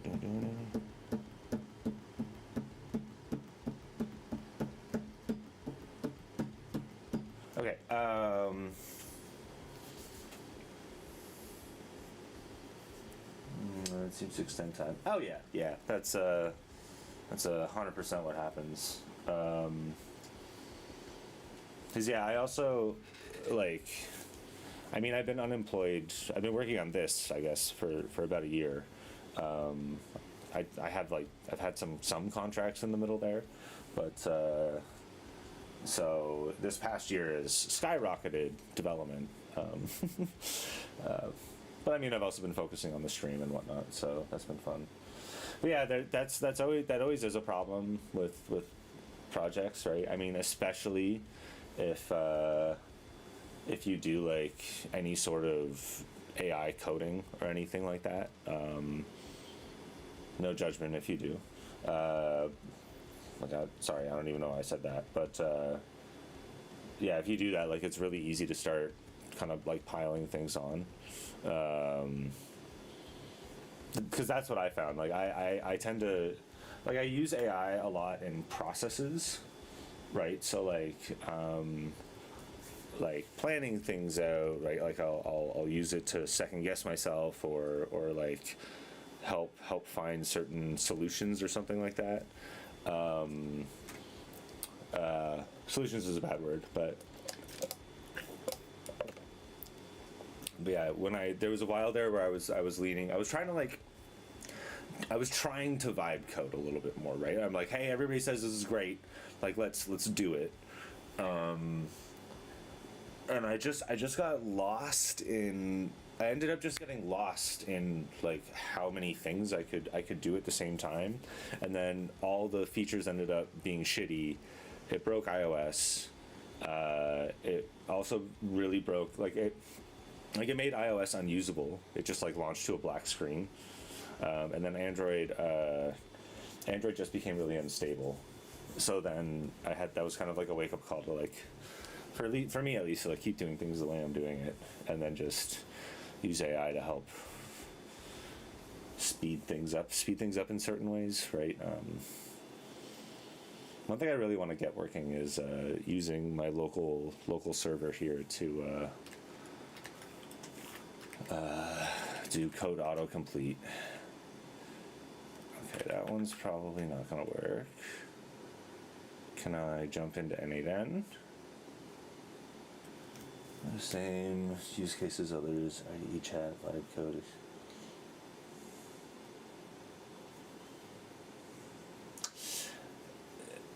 That's the thing, is that it's relatively good, right? And this is like, so I don't really use AI. A lot of people have said that code it generates is relatively good, and so maybe I'll be less picky. Like, I agree with that, but the problem I run into with that is it's relatively good. This is weird to do this to Christmas music, so let's change that. So it's relatively good, right? And then there's also there's this entire process that happens when you're doing programming, right? Where whenever I'm doing programming, I start with one thing. You know what? Let's actually switch back to programming, and I will. The programming scene, because like whenever I'm doing any sort of like project, right, I'll start with like thing A, right? A, like here's like idea A. Eugene's tail is whapping my hand. So I'll start with like idea A, and then by the time I like get to, well, like, how do I want to do this? Basically, what I'm trying to say is I'm having a hard time visualizing this. I thought I had a good one. But as I start with idea A, and then I want to like implement it, right? And then as I start implementing it, I start thinking of like small little improvements, or maybe I realize that the actual way that it's developed, or how I thought it was going to work, isn't the way that it was going to, it isn't the way that it ended up functioning, right? Like maybe the generics didn't work out the way that I expected, or maybe there was, you know, it ended up being a little bit more complicated than initially thought, right? Or maybe even just like the interface would end up being weird, so like developers would have a hard time extending it, right? When I use AI to just say like, oh, do this first implementation of A, it'll like beat itself against the wall until it gets it done, and it'll work probably, but by the time I actually implement idea A, I've probably gone through idea B, C, and then I end up at idea D, right? Or like a fully different implementation, right? And that's if you've seen any of my other streams, which I know you're a first time streamer, but some of my first, like last week I did I sped up backup, right? And I started with this entirely different, like the UI that I started out with, I ended up with something completely different, right? And maybe AI would let me like iterate faster, I guess is the argument. But I find that there's a lot of learning and a lot of ideation growth that just happens in like touching the code and playing around with it yourself. So what I tend to do is I'll use AI as a like counterpoint for my ideas, right? Like I'll say, hey, I have this idea, like treat this. I mean, I should actually start typing this into the prompt, but I say like treat this as like an architecture review, and like poke holes in it, or offer alternatives, right? And then I might like take some of those and merge them into my idea or something like that. Especially as a solo developer, using AI as a pseudo replacement for like an engineering team to call me stupid is well, not call me stupid, that's not what engineering teams do, but I mean, why is Android Studio here?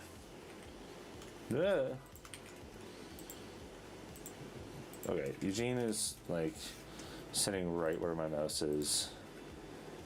And okay, we're gonna move you there. And then we're also going to test this N8N thing one last time. Okay. I think okay, then what's gonna happen if I just plug this in? I don't think it's gonna work. So while that's going, how you doing?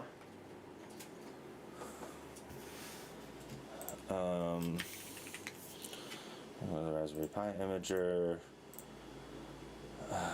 Because I think this is the SD card boot is actually the EEPROM that I want, because as much as it says SD, I think I'm like flashing the EEPROM that will tell it to boot from the SD card. So that's what I should be doing.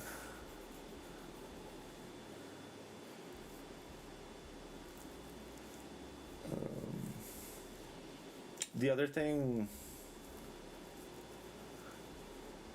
yeah, changing one thing changes the entire implementation, right? And I mean, like that, like there is kind of like a thing where like a very, I don't want to say like good developer, because like the more tenured a developer is, in theory, like the more they have learned in the past, so they will get past, like they will skip past a lot of those early problems, right? But I also just love that, and that's like one of my favorite parts about programming, right? Is that like evolution of kind of like, oh, I started here, but then I ended up like way over here because like I learned all these things, and then like you feel like you grew so much, and it was great, right? But why does this not have Firebase? Yes. Okay, so this was one of the first things I wanted to do. So this should be fine. Because I removed Firebase in another PR. So there was this opt-in translations.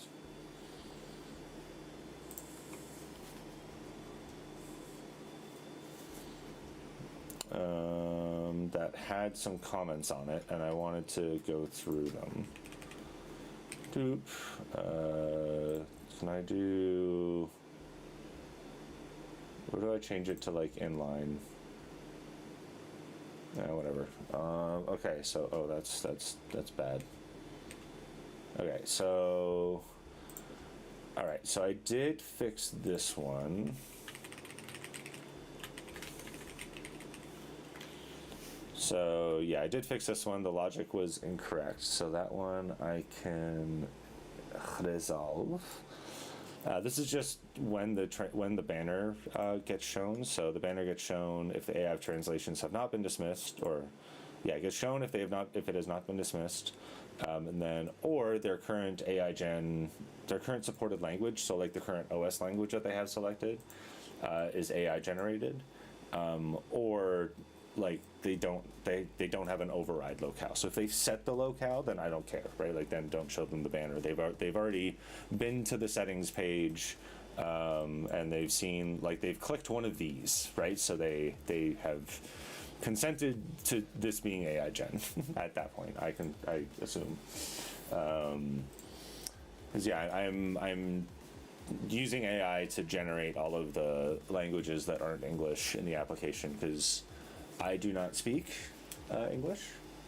Sorry, I do not speak any other languages other than English, and to be honest, I, also have what some would call I would say a terrible grasp, but not the best of English in some instances. Anyways, let's go. Dashboard, banner carousel. Okay, so, oh right, animation modifier.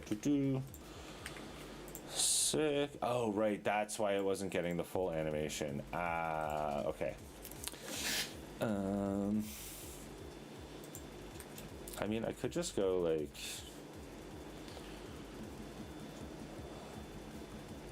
Oh, but then I would have to... I'm trying to think about how I could like enforce that this animation modifier gets passed through all the time. I mean, I guess this figured it out, so that's a good catch. This one, externalized UI strings, that's gonna happen elsewhere. Yes, because this is a composable. Oh, is that what these PRs were? PR for 200. Onboarding setup.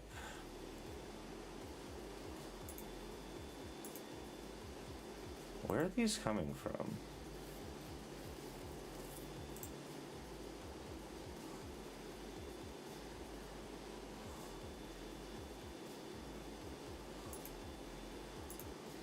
Okay, so this one didn't get, unless I haven't pushed. No, that's fine. Okay, so these strings are not being oh right, because NADEN is down.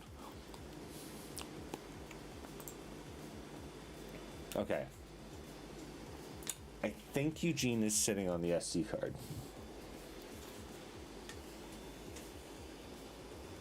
Yeah, he's definitely sitting on the SD card. So, yeah,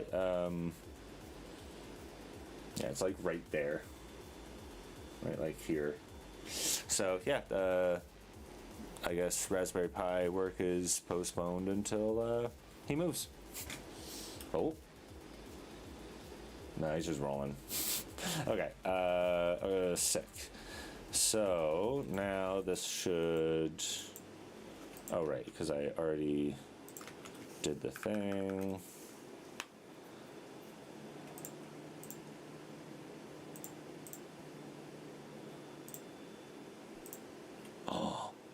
Thank you for the follow, Jupios.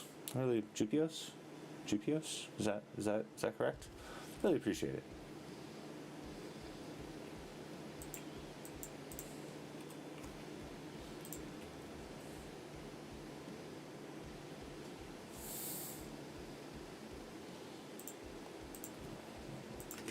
Did that not trigger?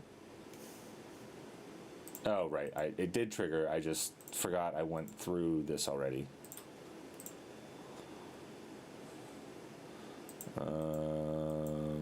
Oh, right, because I'm English. I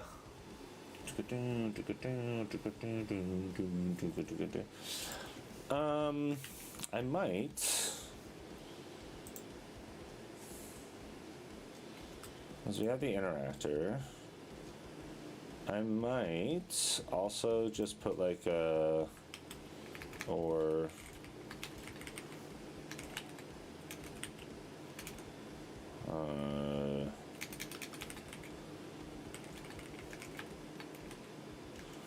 yeah.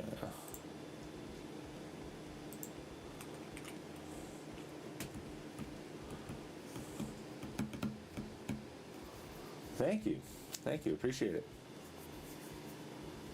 You good luck on yours as well. I don't know if you left, but I don't think I asked what yours was. Did I?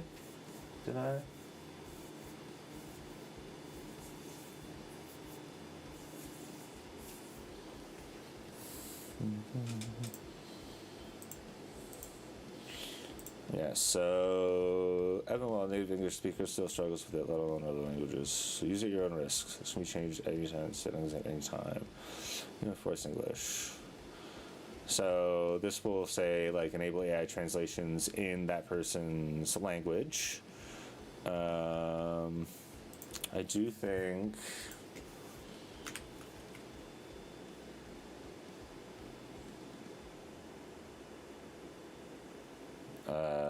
it's like language settings row. Yeah. Was there any other comments? Oh, right, the local configuration thing.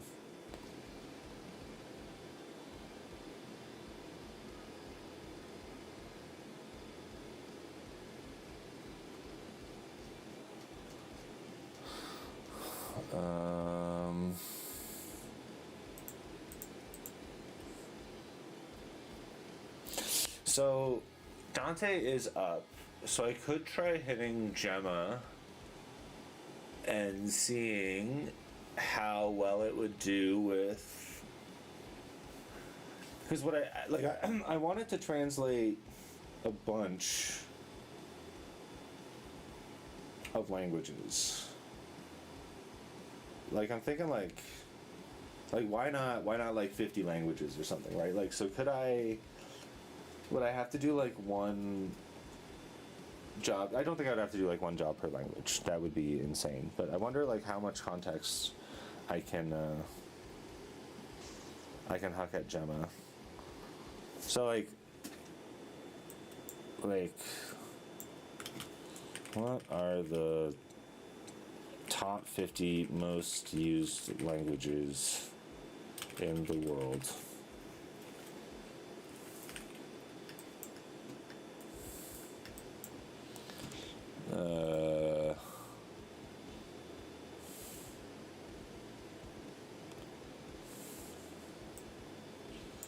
Yeah, like why not just like hit up all these?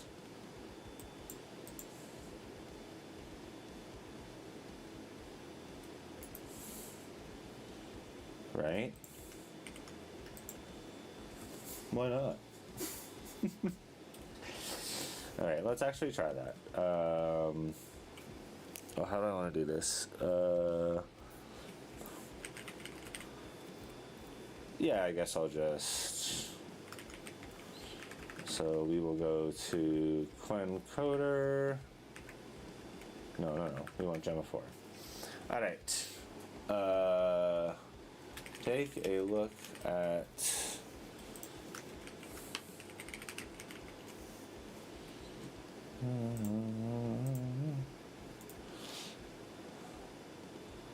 Copy path.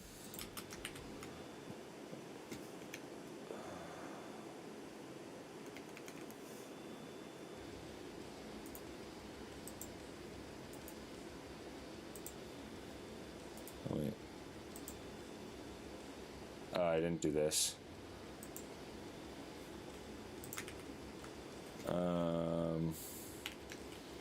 Translate it into the top 50 most used languages around the world. Be sure to include, I need to include Portuguese, French, and Spanish. I'm sure those are in the top 50. I need to ensure.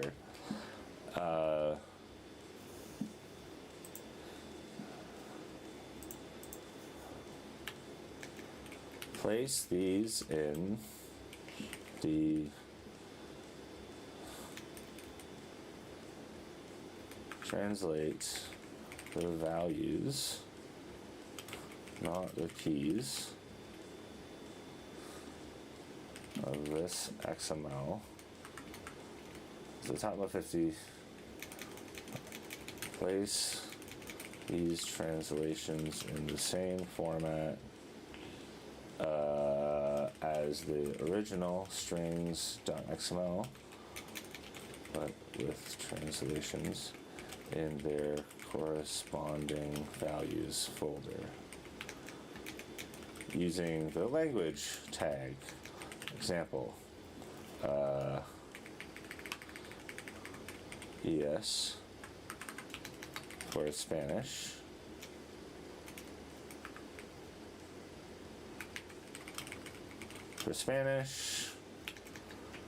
for French,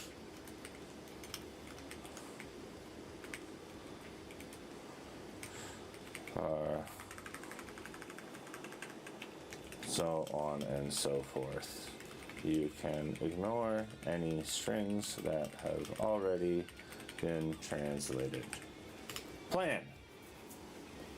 Let's see if this works. It could also be because LM Studio might not be there right now.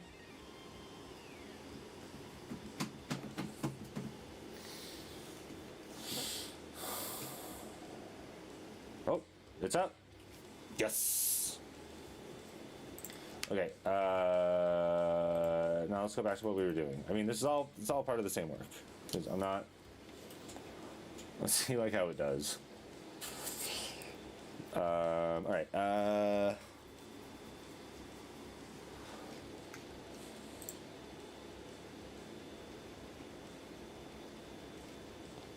So I think.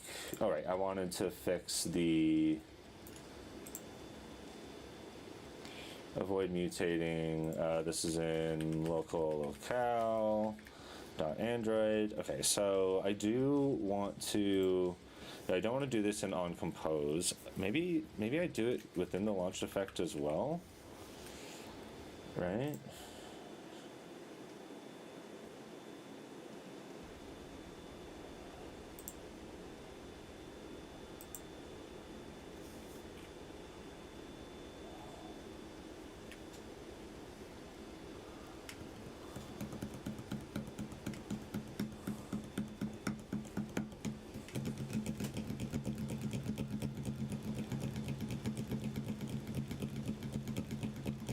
Sorry, I got a little bit lost there. So if I do this, what does it want me to do? It wants me to... Yeah, it wants me to put this in a side effect, which I don't think I want to put that in a side effect. I only want to do it when the value changes. Which actually I want to do current. No. Oh, I want to do override. Because if somebody passes in null... I guess if somebody passes in null... It will. Wait. Yeah, this will still.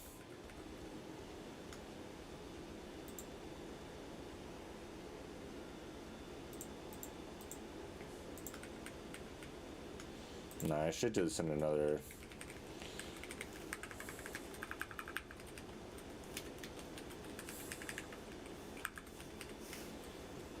There. So that. I think gets rid of I also want to do is, no wait,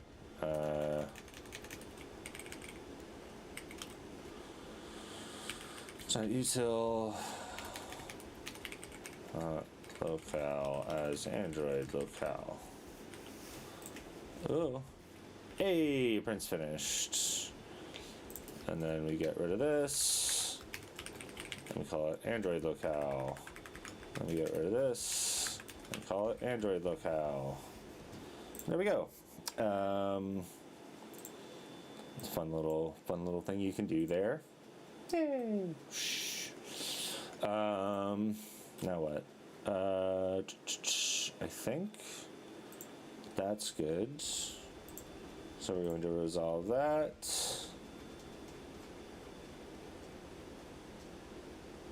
Externalize UI. Yeah, that's not going to happen right now. Handle region script local tags when mapping supported languages.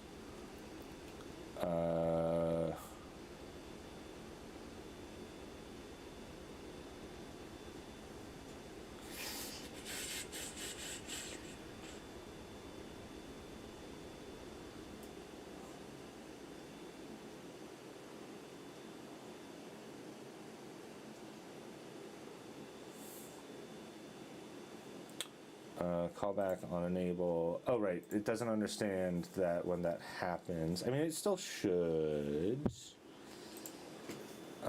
So AI translations, consent banner.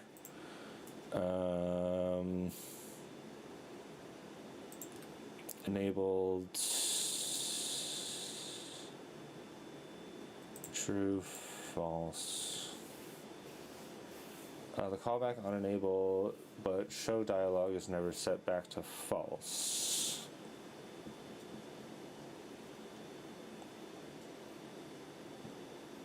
Oh, right, because I guess then the consent banner disappears and the consent banner has the dialog in it, but I should show. I should do this because that, like, it's.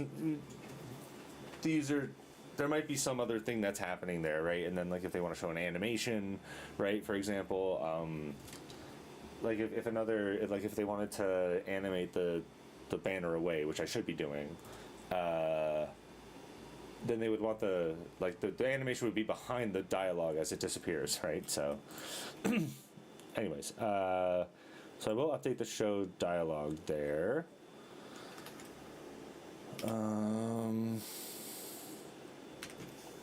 And that's just fixing some PR things.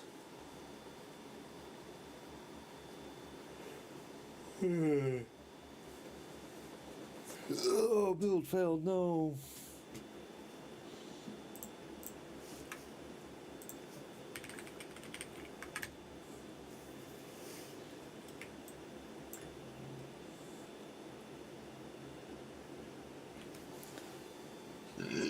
Excuse me.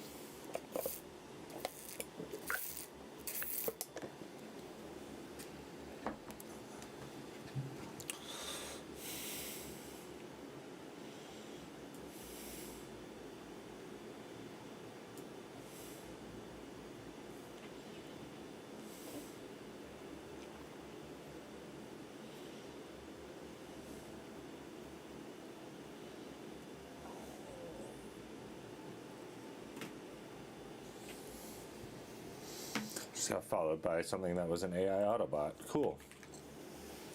On Blue Sky. Weird. All right, so that is fixes for opt-in translations. Now I want to see model unloaded.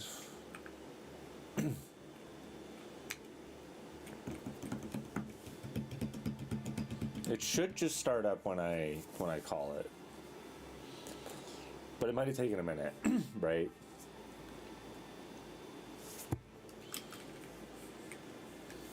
I should be able to see it within LM Studio.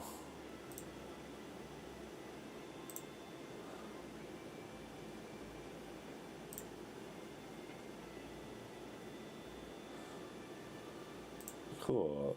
Yeah, so Gemma is running.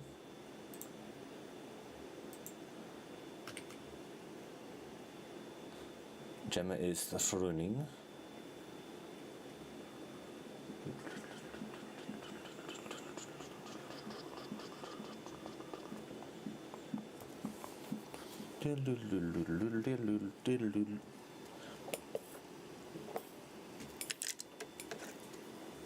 All right, there we go. Making any file edits.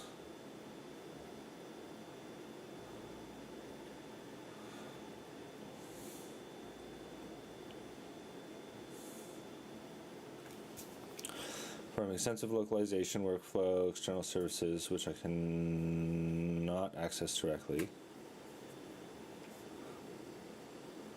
Read only, sure. Translate all values, Portuguese, and place them. Step 2, language list. Compile a list of approximately featuring use standard language codes for directories. Translation source. Require access to a reliable translation service, API, or credentials. As an AI, I cannot perform real-time translations. Damn.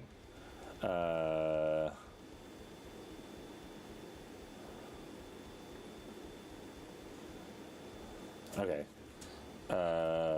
Let's try Big Pickle with this. No, I'm not using local, so I need to give it access to some sort of translation dictionary, and I don't necessarily know how to do that. Yeah, so Big Pickle just knows how to...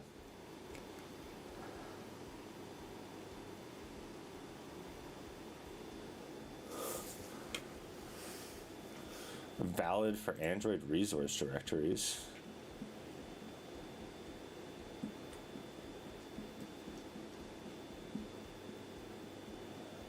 So there, it just didn't know.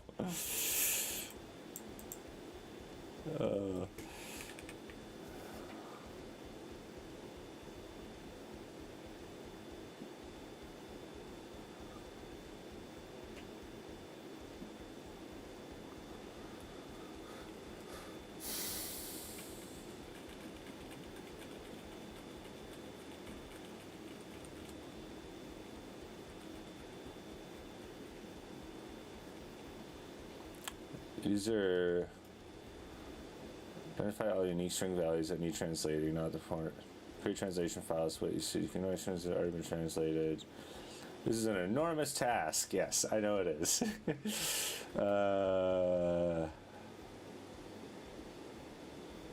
Check the languages are valid for the Android resource directories.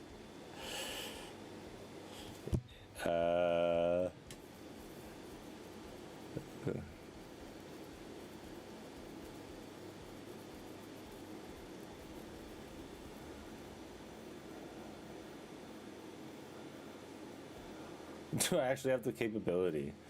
I can generate reasonable translations. Language I may not be highly proficient. The user seems to ask me to just create the files for the translations.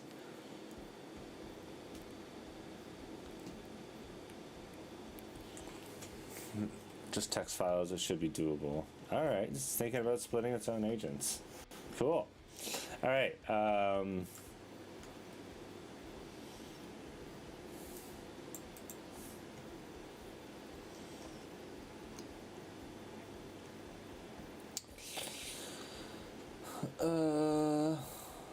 okay, so I think really we just kind of wait for this to be finished, right?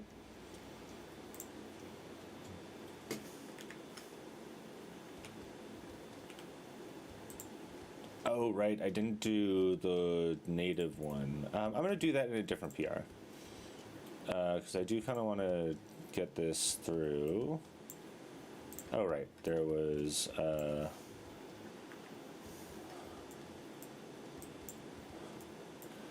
Okay, what did you get?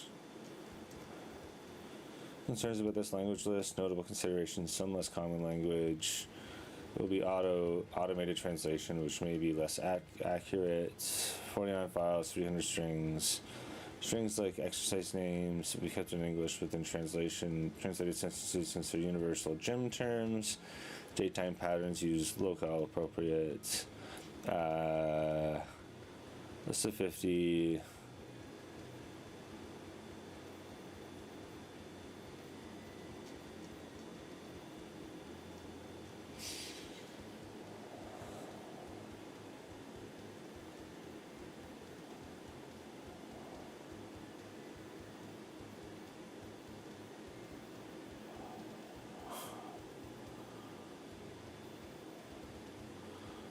Yeah, because I got like...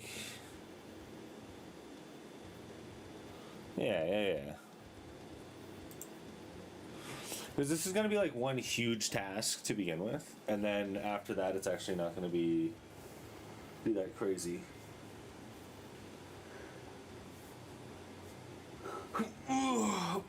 Okay.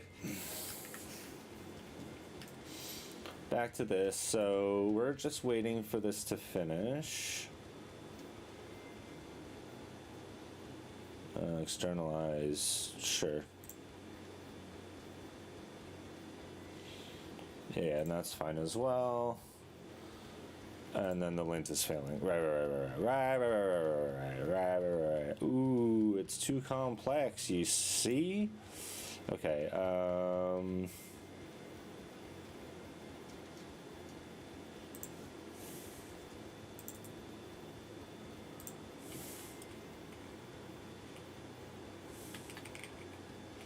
show language banner use case.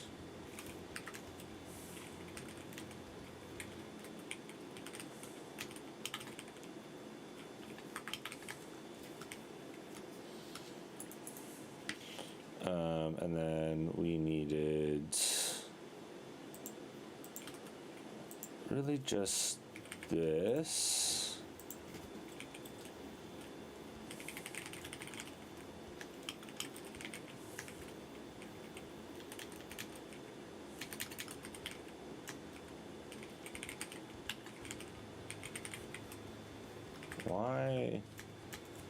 Why did you not import before?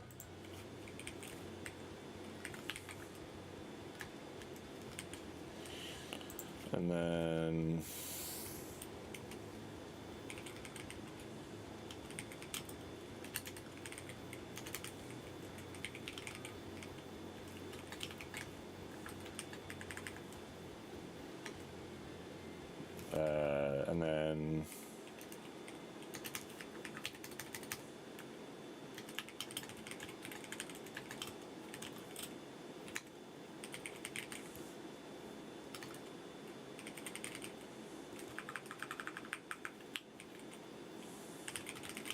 private val. Sorry, it wasn't talking. And then we do settings repository, listen, setting dot locale override. Oh, no, it's, oh, right. So we do need to combine this and then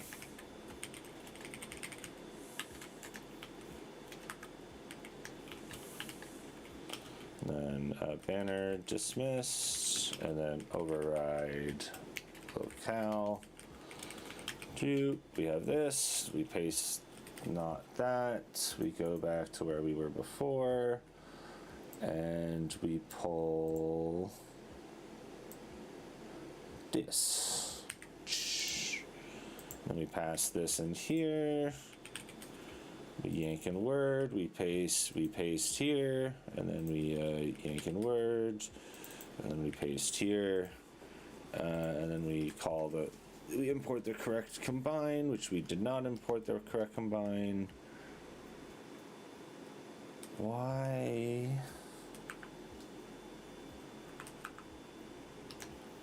can't I get the right one?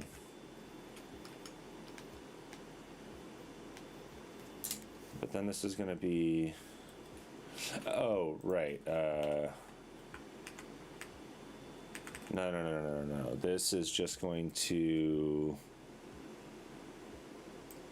return this.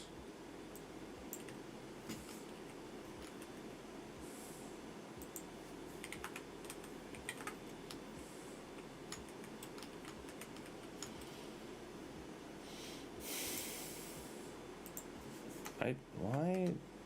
I want that to be like there. Honestly, I want this to be like this. I actually don't need these brackets at all. What am I thinking? Okay. Oh wait, no, I do need them. Yes, I do need them. Oh, that's dangerous. Because that's actually like the fix. Okay, so now we have the invoke. So we go back to the interactor, and then instead of listening to locale override in this, we just have show language banner use case with a thing at the end, and then we do this.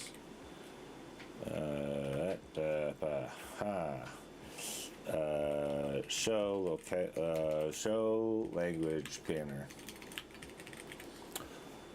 For some reason, my brain went like show language barrier. Show language banner. Oh, right.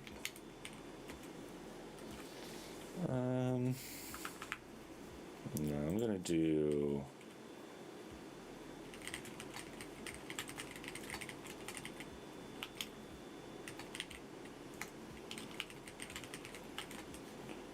And then we.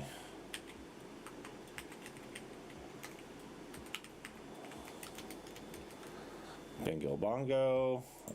We forgot to do this. Now we have analytics, everything going through here. Oh,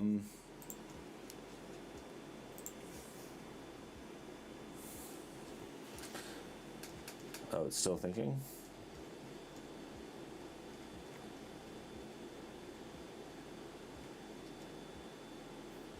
Each string is XML, originally XML, same key, same order, with translated values, format specializers.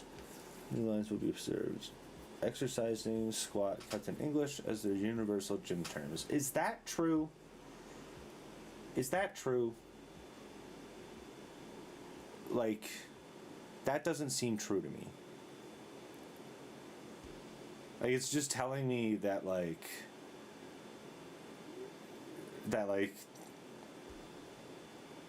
just gym terms are universal. So if I just say, like, if I go to, like, Asia, walk into a gym and say squat, like, will they squat? Is that true? That doesn't seem true to me.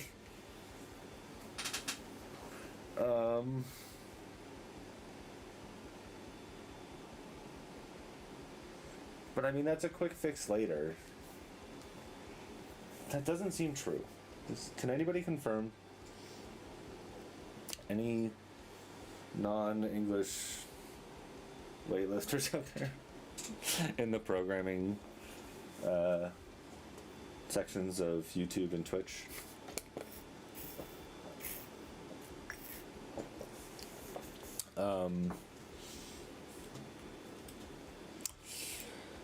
Okay, so now I can actually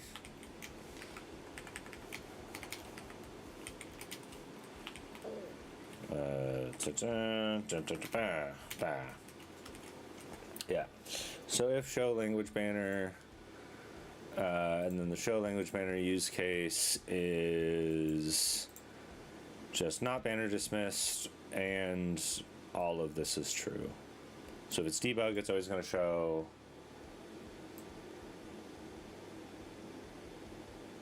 Oh wait, yeah. So if I've dismissed it or debug, yeah, I'm remembering what I did earlier today.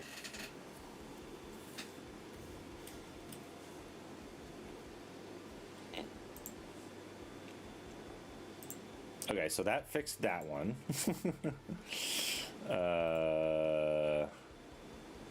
Missing new line. Okay, I think that was expected indentation, unused imports. Okay, I think we're good.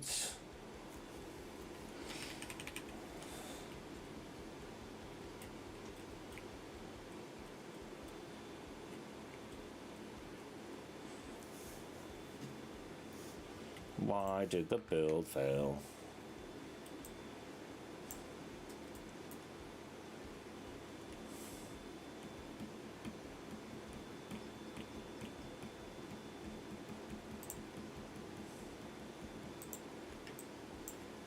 Oh.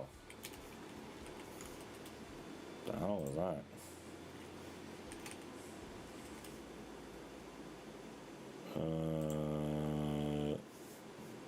Missing new line wrapping after.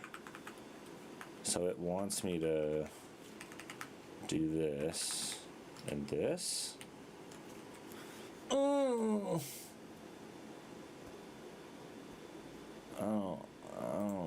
I don't like this conditional at all, first off. But like that formatting is just oogly. And if this is correct, like, screw you, detect. I'm never looking at this file ever again. Why does this...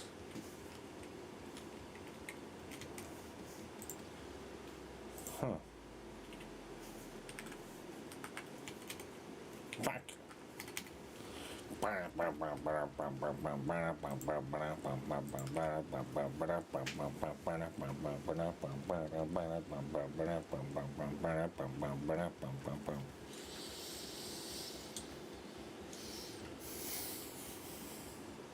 Okay, I think the pie,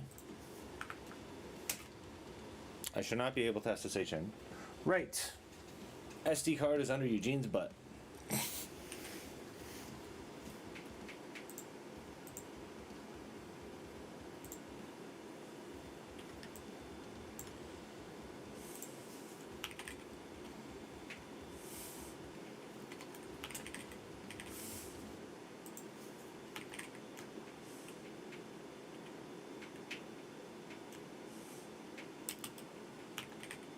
No. So I do have a custom. So the way my Git workflow works, which it has its cons, but I like it, is whenever I'm doing work on a branch, unless I have like two separate chunks of work, which I usually try to split into two different branches, I'm always amending on top of itself, right? So I will like make a change and then amend the code on top of what I did before, and then constantly amend, constantly amend, constantly amend. I do bite myself in the butt sometimes, because like sometimes I want to like revert to what I had before. If that's the case, I'll usually split it up into two commits, where it's like, ooh, I want to like try a new UI, and then I'll like tinker with it, and then once I make a decision, I'll amend all the way down. Basically it's squashing, but I just lose the history. Well, I guess in squashing you lose the history too, but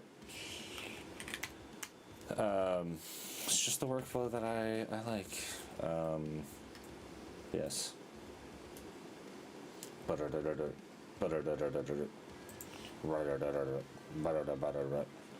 Okay, so there are some things that I wanted to fix as well. So, oops, no, I want to just go off of main.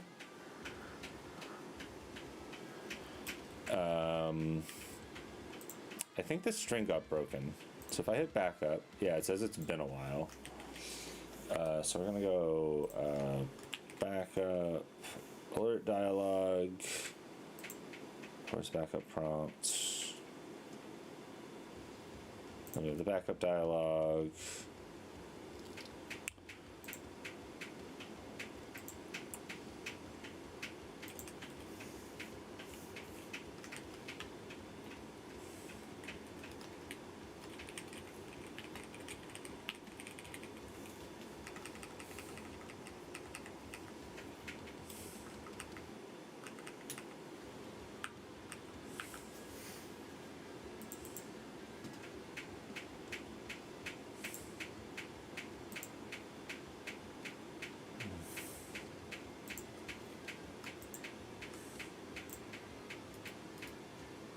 Oh, I see what happened here.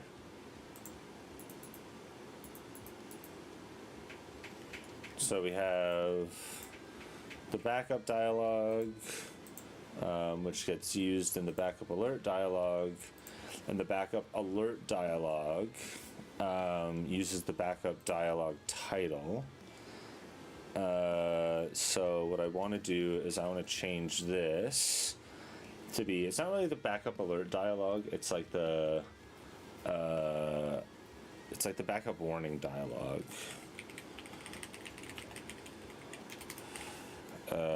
So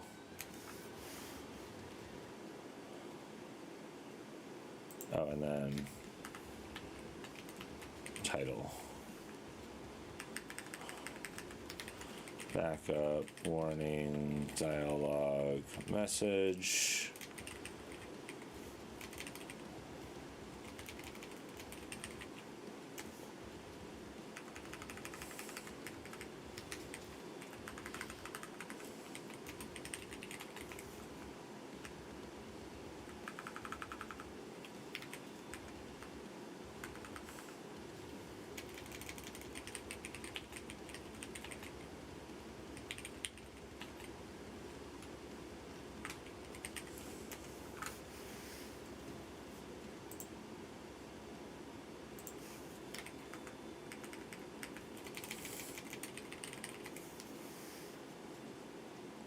I think that was all of those, and now we go into the backup dialog, which was also changed. But what I want to do is go like there was like backup dialog, backing up title, yeah. Backup it's like dialog backup.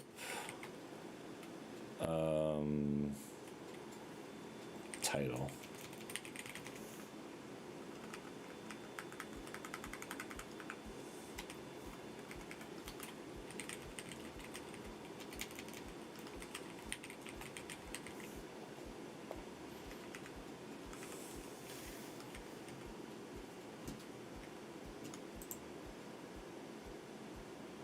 Oh, whoops. Yeah.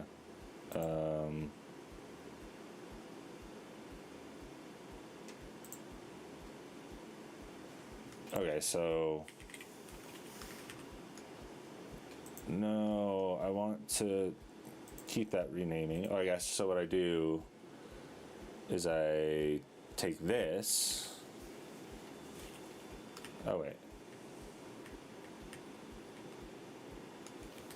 Yeah, okay. So that was actually fine. And now I redo all this. Whee! Whee! Oh, wait, I don't redo that. And then I paste here. And then I dialog. Ah! Eugene, stop hitting things. Dialog backup title.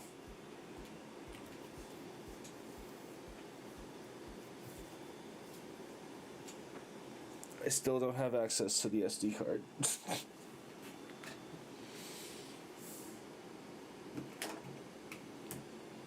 I don't know if he wants me to pet him or not. It could be yes, it could be certain death.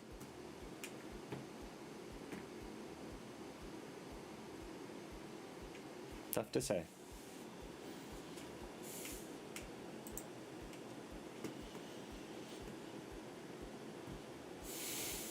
Oh, my stream deck crashed.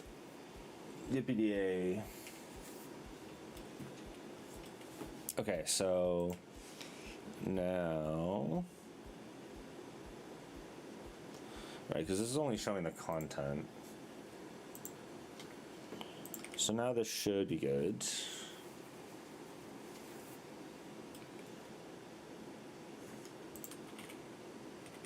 Now let's put that down there.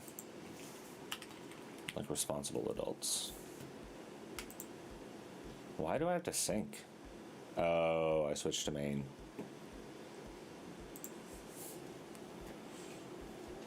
Review completed.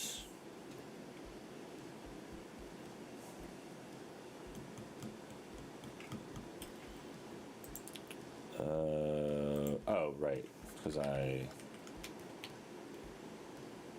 accidentally hit up. Or can I just like Whatever. So each strings will mirror the original, same keys, till scope, 300 strings. Ready to proceed when you give the go ahead.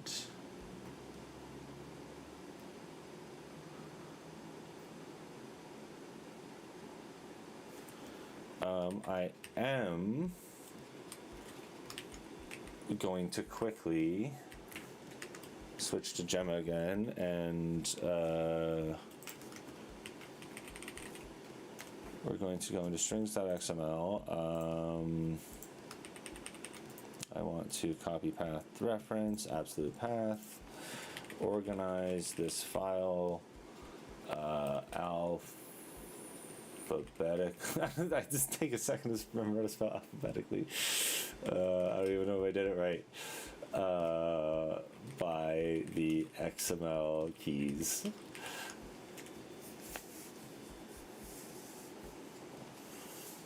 Took me a second. Do you want pets? No. See, he bit immediately. Immediately, he bit me. Now he's gonna want to play. I've awoken the beast.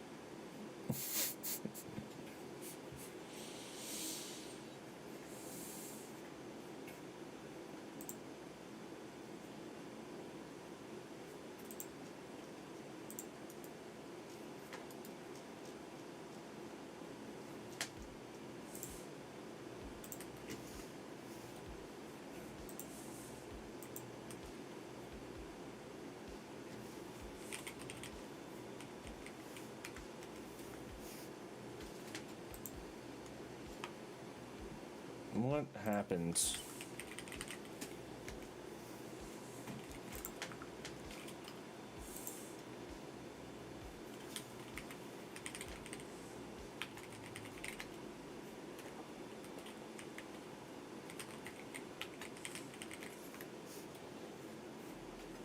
Why did this change back?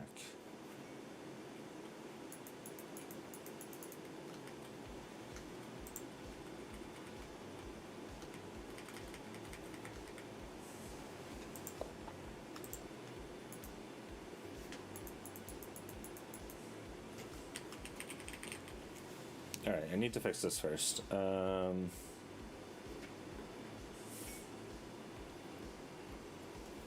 I want... There's backup alert dialog.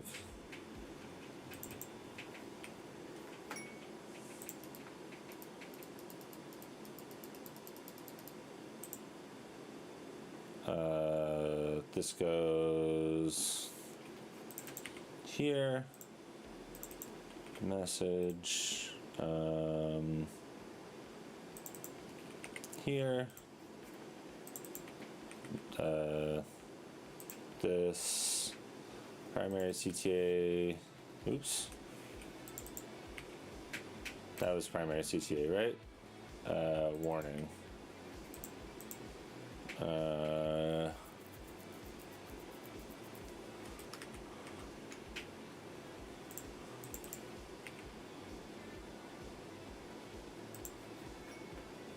Oh no, that was the confirm. I said I saw warning. Okay, and then I'm just gonna gank this and put that there, and then this is going to build, and this is gonna error. Backup dialog title. Oh, right, and then this is going to be backup dialog. Oh, title. And then backup warning, backup warning.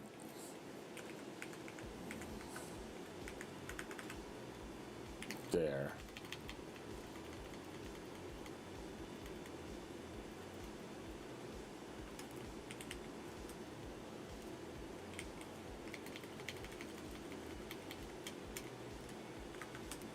There we go. This should build now.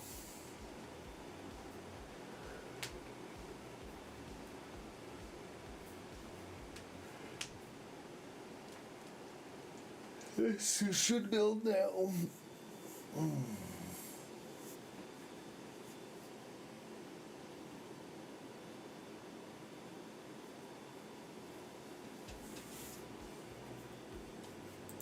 Duplicate strings.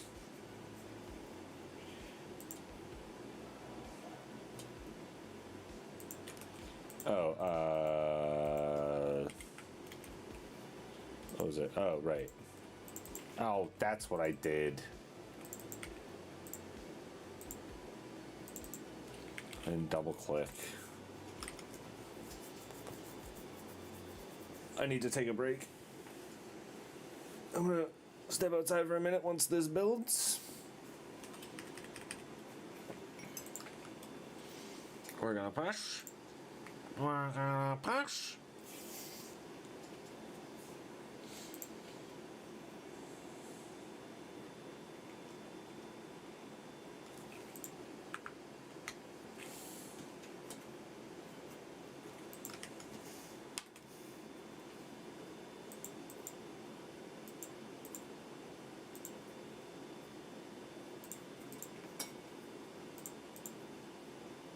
Backing up lift bro.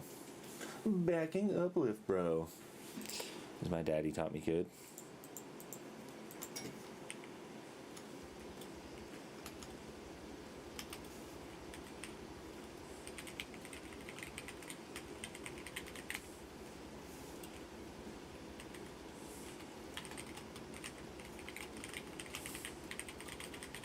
Fix backup dialog text references.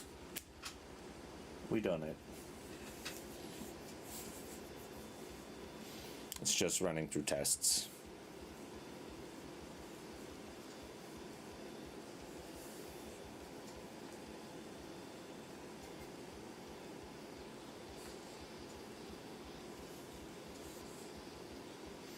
Then we're gonna take a little break. Maybe Eugene will stay and hang out.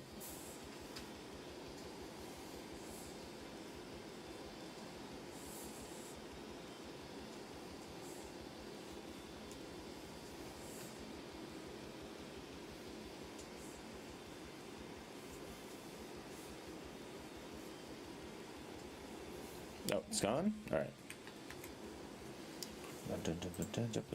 Alright, so we're gonna merge this down.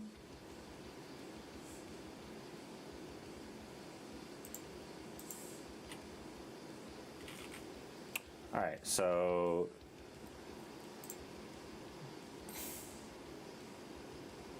confirm bypass rules and merge, yeah, because everything checked out. I'll look through the code a bunch. There we go. I'm gonna run this. We're gonna see if it runs into any issues to begin with. And then we're gonna go on break. I'm not gonna make the same mistake again. I'm gonna focus. I just wanna make sure that this is like actually going.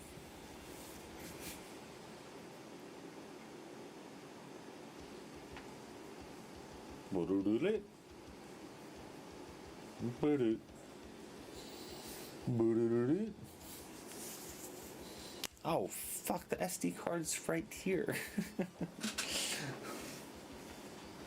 Alright, so let's unplug, take the drive out, put the SD card in.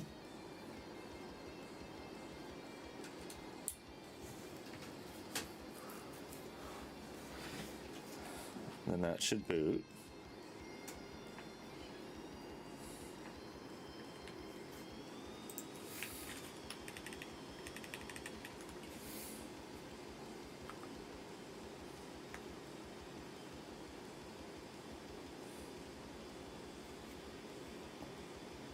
Getting little flashes.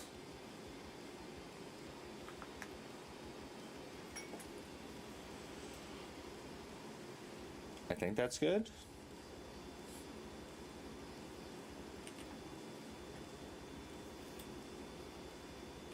Because really what I want to do is I want to run the translations PR first. And then what I'll do is like I'll have a very minimal PR, like the actual pipeline would be like, look at any translations that have, like, look at any new or updated strings in this PR, or like within main since last Friday, I guess. Maybe I should do this per PR.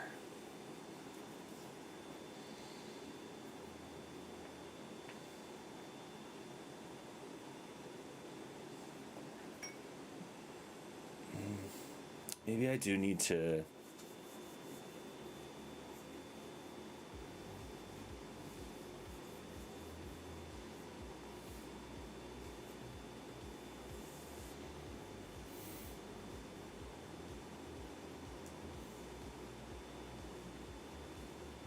Maybe this is better suited to GPT, like GPT OSS, because initially I was going to ask this to do translations, but it has no way of understanding translations.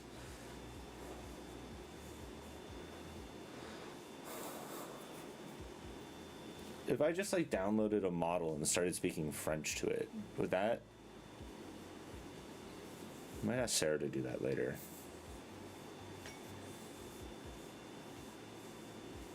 Yeah, I think I should ask GPT OSS for this.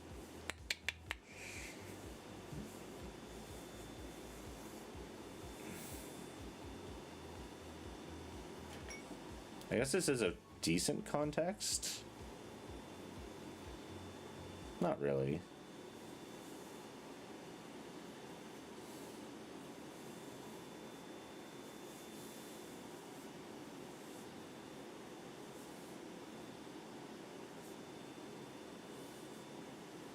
Alright, I kind of want to like wait for this to finish, and then once that's finished, send the other one. But I feel like this is going to take longer than I want. So I might just go. Yeah, I'm just going to go. Oh, let's check the thing has stopped flashing.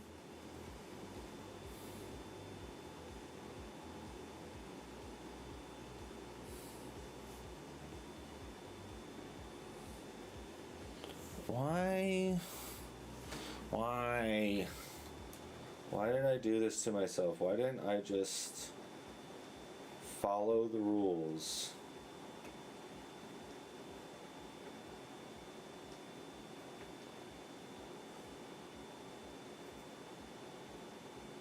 Why didn't I just follow the rules?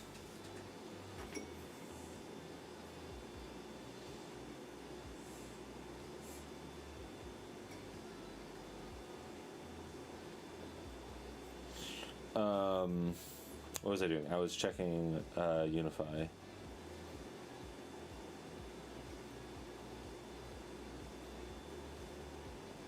It is not up.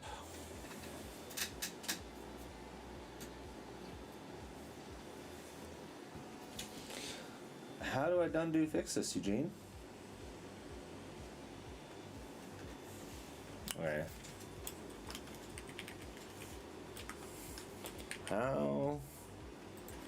How do I hard reset a Raspberry Pi EEPROM?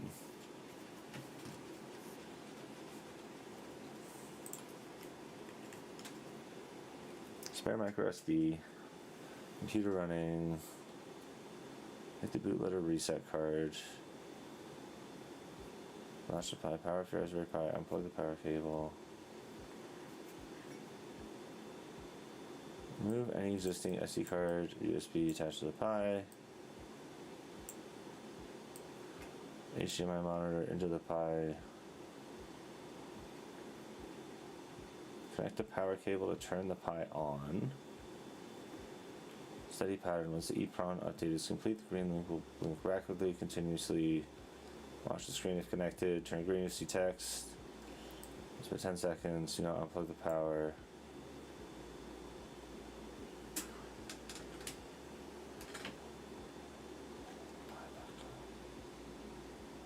It's a default clean state.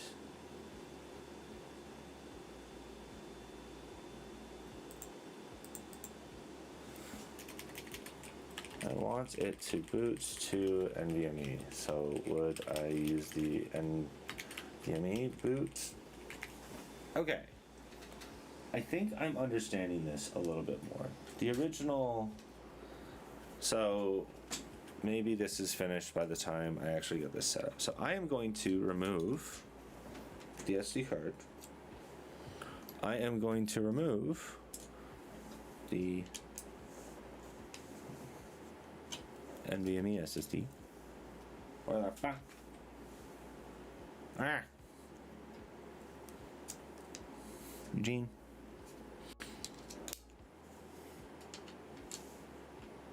What the hell did I use? Did I use the,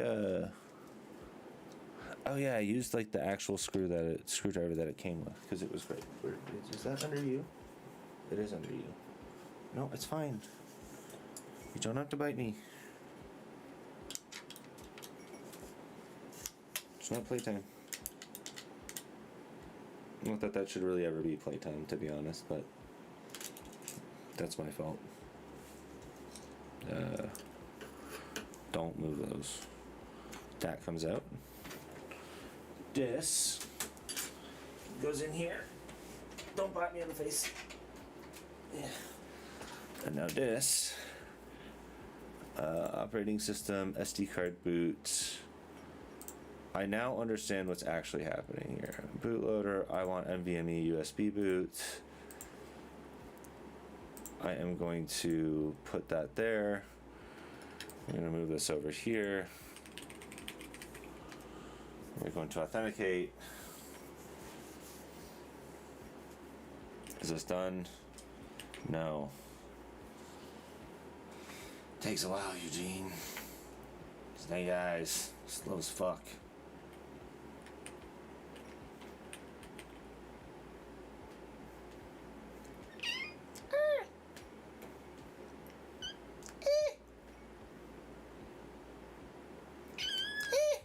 No. No, I see what you're about to do. Yeah. Get in there. We're not playing that game if you're going to be that aggressive. To be honest, we shouldn't ever play that game, as I said before. Okay, so that is done. I have unplugged everything from the thingy. Now, we plug in. And we plug in. And I should see, boop. I should see flashy flash. Do I see flashy flash?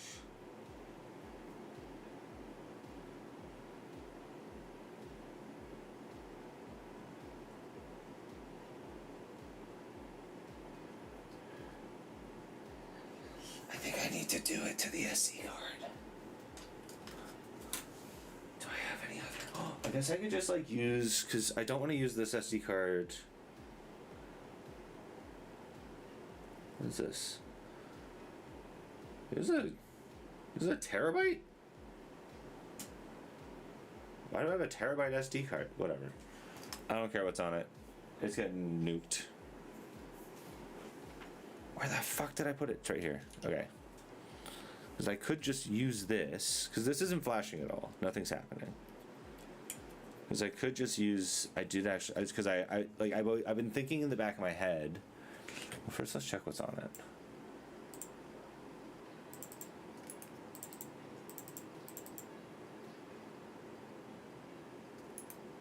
"12 years ago,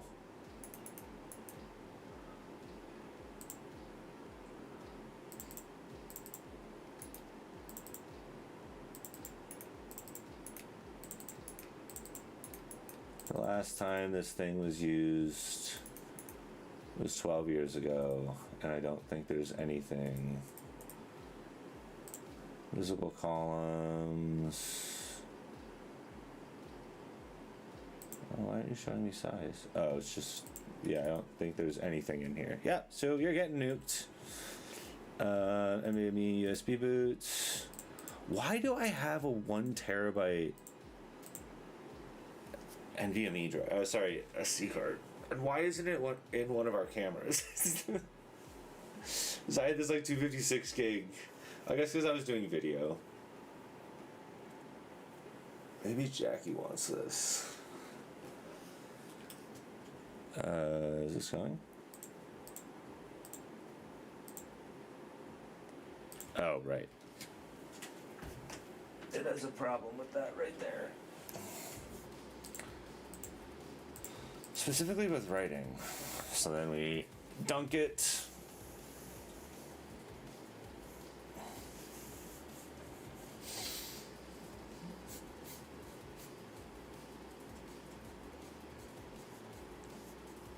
And then I can use this one for the other Pi, which I think I'm going to be turning into a Pi router, Pi, whatever it's called. I really just want it to emit a Wi-Fi signal from Dante, so I can like just connect to Dante from like anything really. Just like connect to it from my phone, connect to it from my laptop, so then I don't even have to have Wi-Fi or anything like that, and then we're good to go.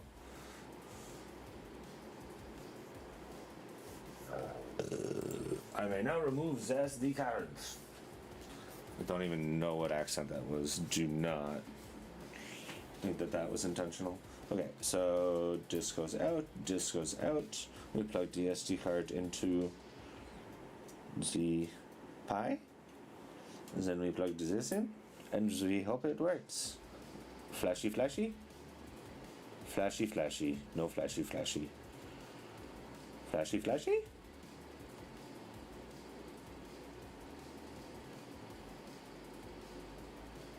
Flashy, flashy, flashy. Oh, flashy, flashy.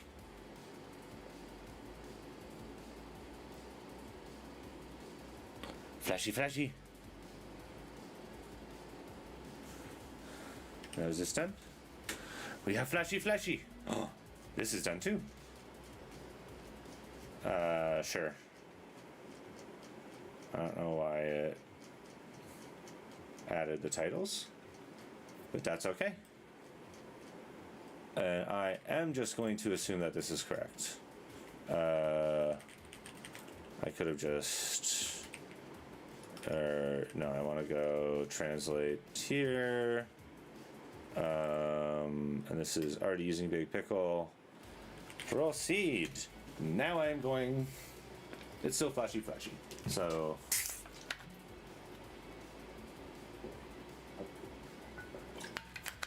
I'm gonna go on a quick break. Well, you know. I'm gonna put this up there. I'm gonna put this down there. And then I'm going to go outside. Oh, I shall be right back. I'm going to run ad.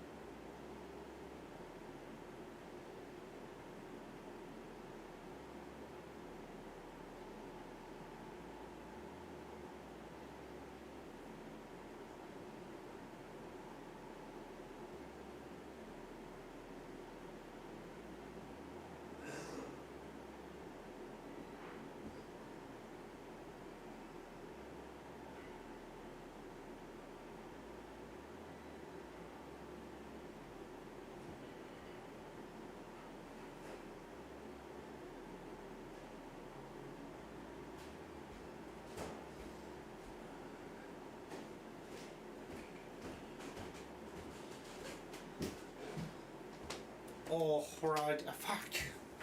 Why? Why do you turn off? Are you done flashing? No, you're not done flashing.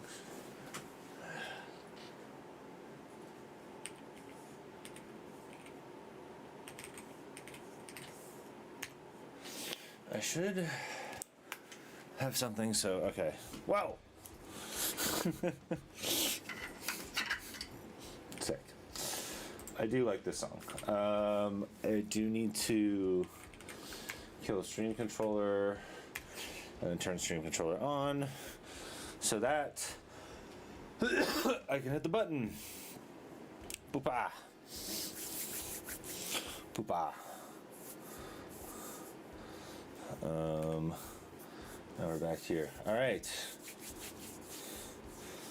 So,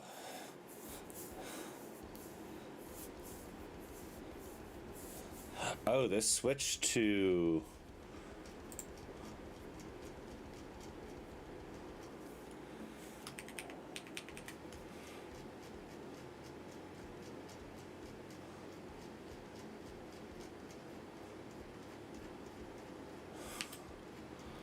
let's see how Gemma does.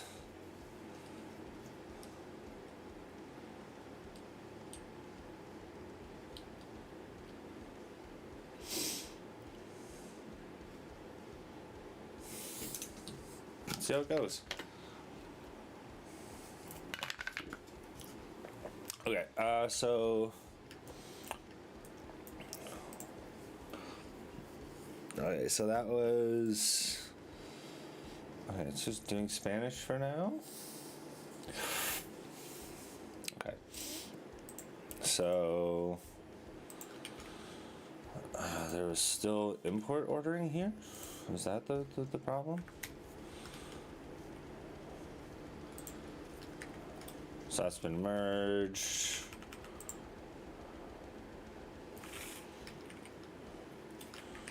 All right, so this finished. Actually, I have them here. So what I can do is I have the M2 mounts, and then I have the M2.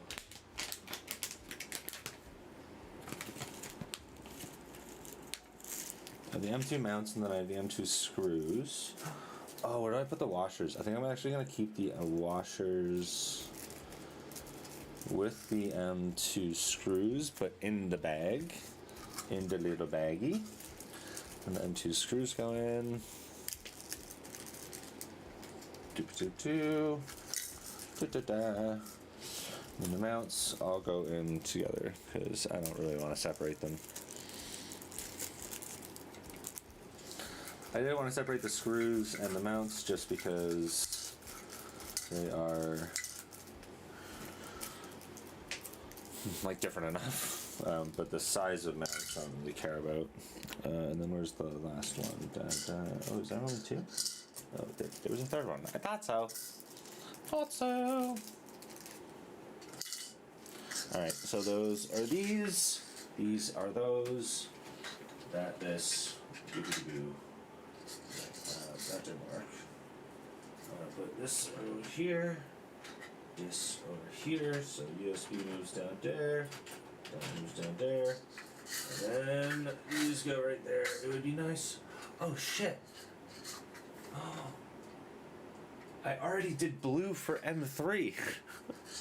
I'm an idiot. Okay, so that means we need to reprint these, but that's actually kind of a blessing in disguise.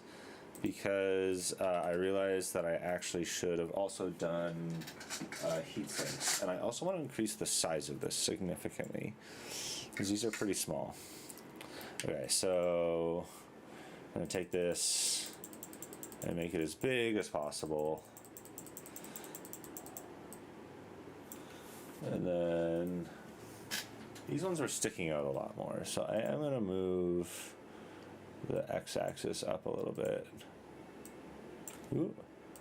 And I moved it to, let's just make it a solid 23. 23.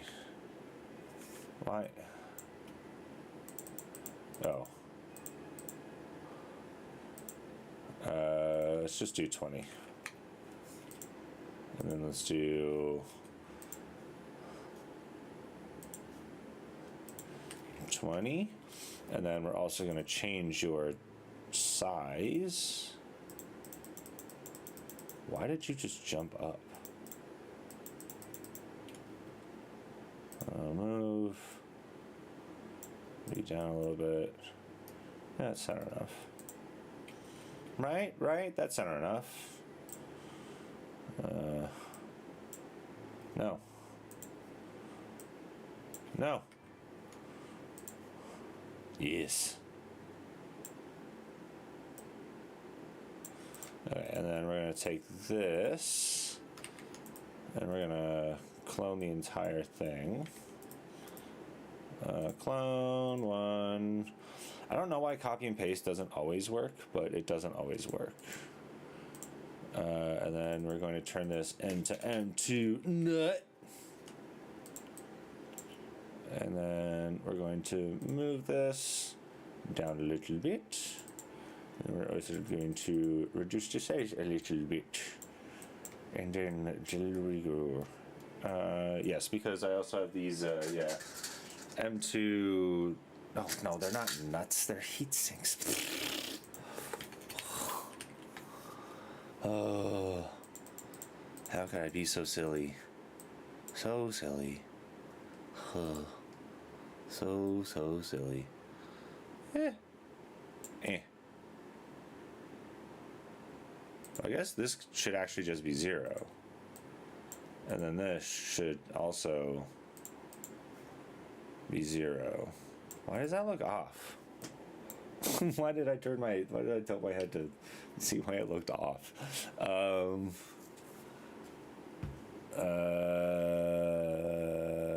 Yeah, and then we slice, and then we print, but we pick purple. White would actually be pretty cool. I don't think I have white though.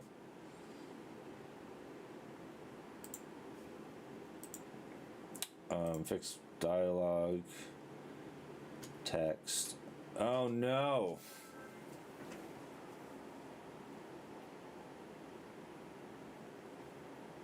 What have I done?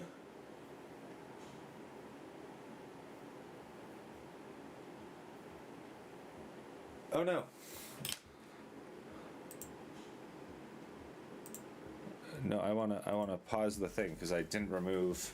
There's a little bit of gunk on the thing, and also I didn't remove the tower. One sec.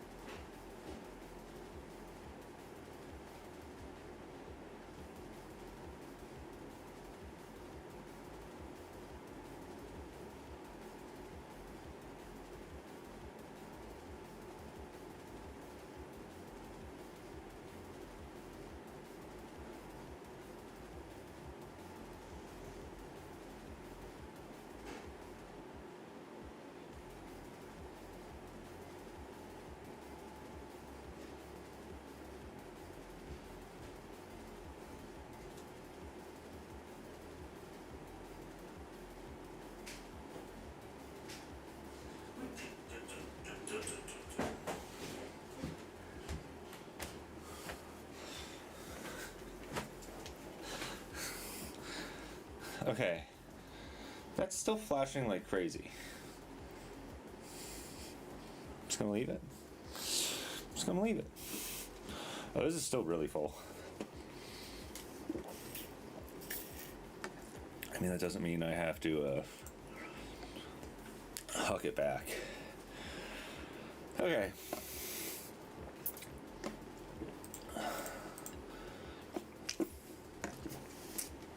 I made a horrible mistake. Because I reorganized stuff, and then I changed the name of things, and then I translated.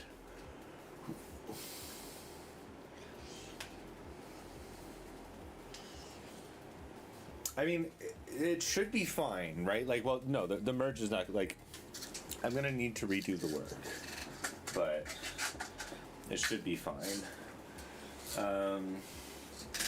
Yeah, so I guess this is,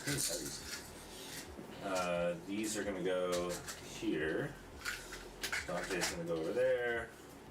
So these three will be replaced by purple. By purple. Purple.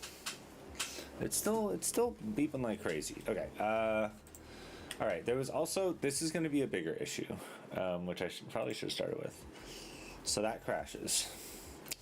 It's no bueno. No bueno. So.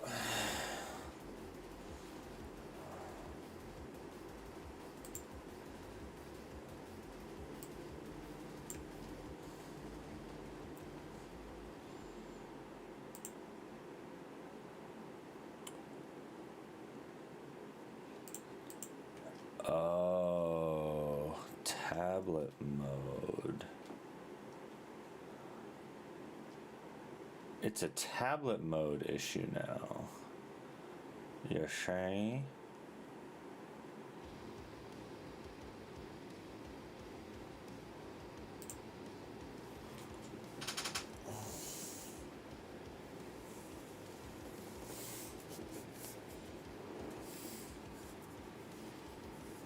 Why do I do this?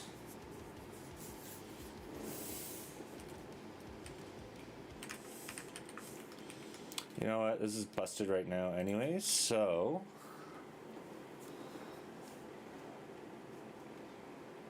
let's see what happens. We're just gonna get rid of it. I don't think it's needed. And we shall see. We shall see.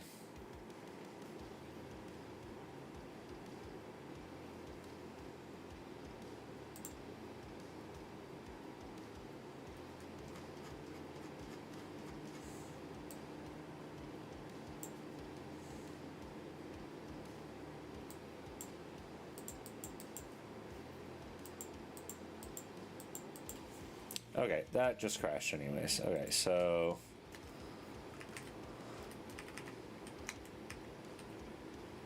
oh no. Ugh, okay. We're just gonna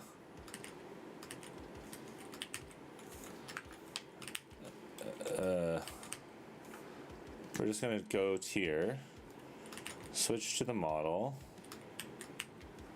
We'll switch to Big Pickle.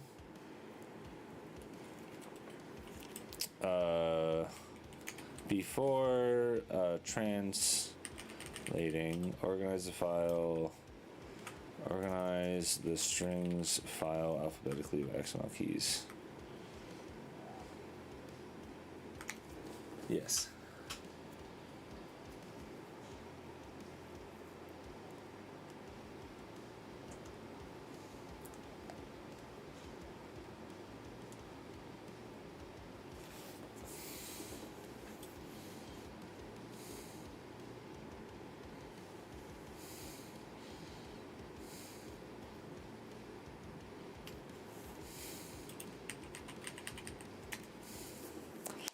All right.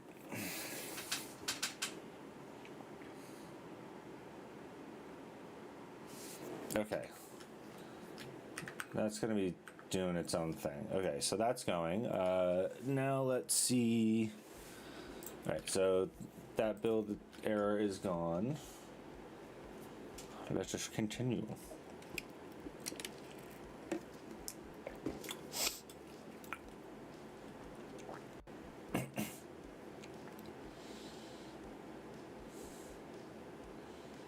Okay, so that's good. Now, if we rotate,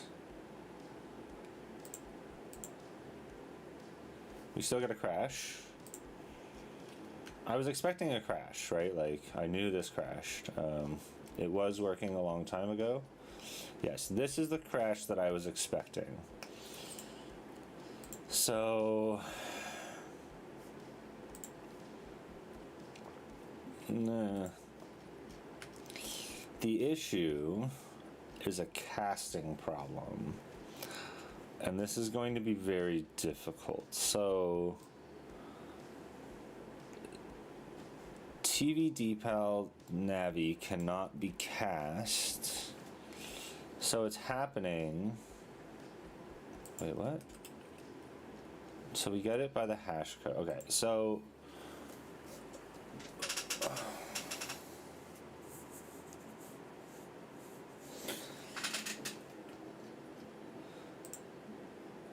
what's happening is, so I have a custom navigation system.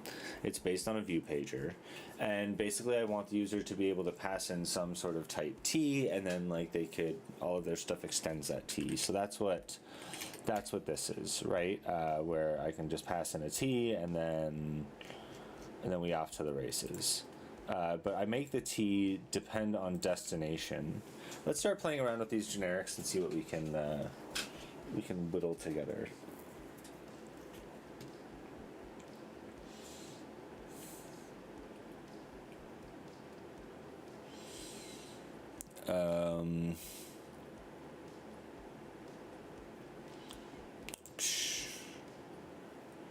Still crashy crash. I did not expect that to fix it. Class cast exception.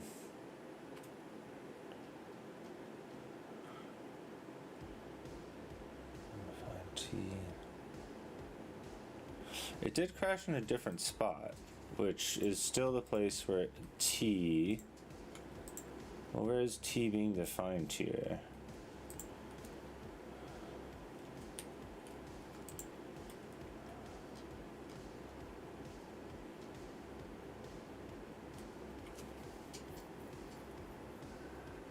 So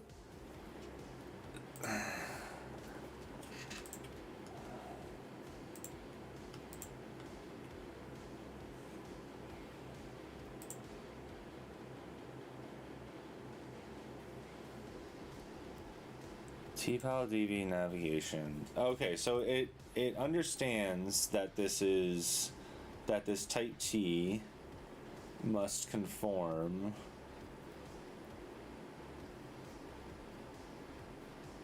Wait, what?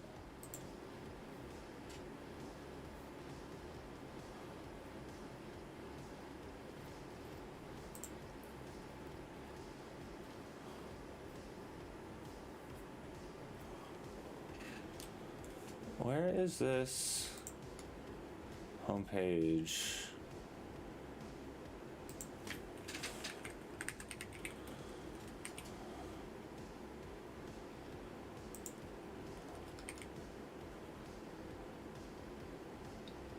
So it's failing at a different point because when I rotate it, there's like different checks happening at different points.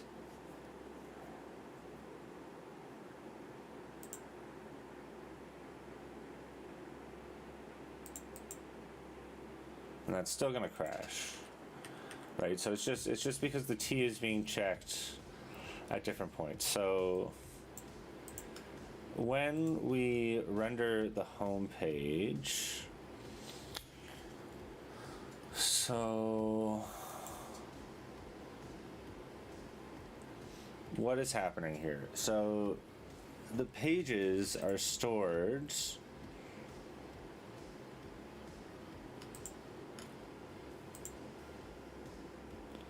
we have this mutable state flow here that is of type destination.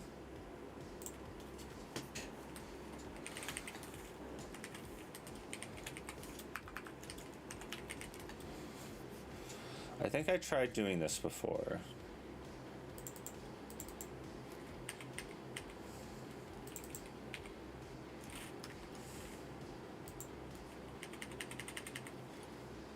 Oh.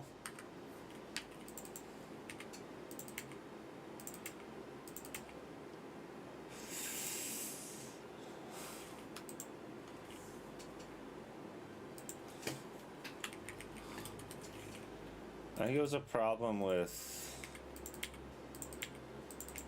being able to like pull it from somewhere. I'm gonna try this again, and we're gonna see where I ran into a problem, because this is really what needs to happen.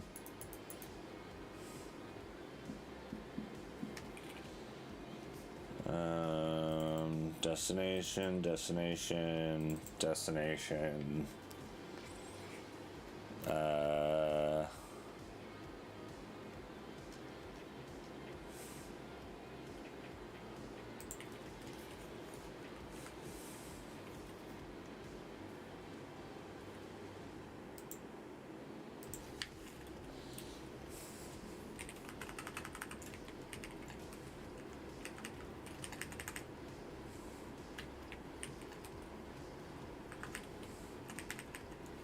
I think this is where the problem came in. It was with the saver. But maybe I can... Maybe I can fiddle around with this a little bit more.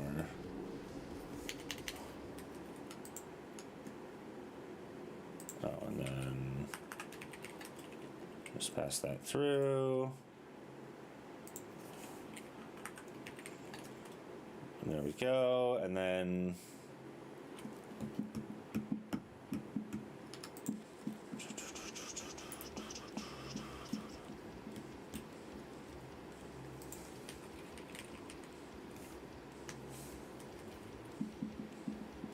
it should be pages of type T.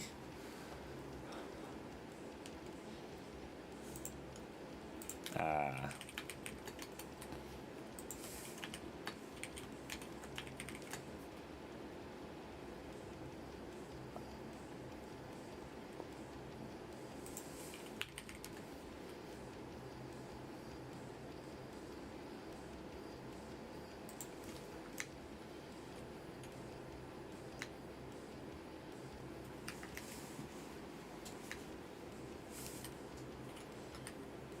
Oh, this needs to be T as well.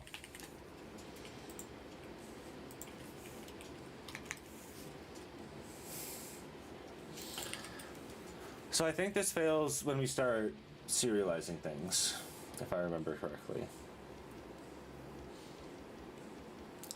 Given the massive scale, reject, write the Python in the scripts folder. I might need it later. Write the Python in the scripts folder. Might need it later. Oh, I guess. Oh, what I wanted to do is move that there so you can see all the AI stuff that's happening. I guess Eugene is gone, so I'll do this.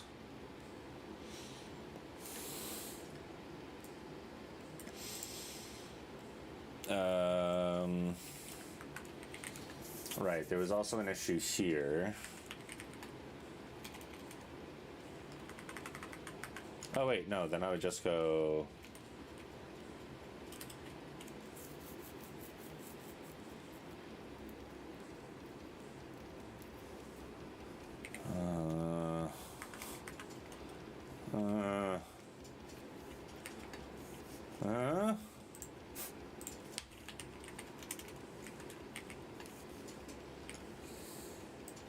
That's going to be a problem.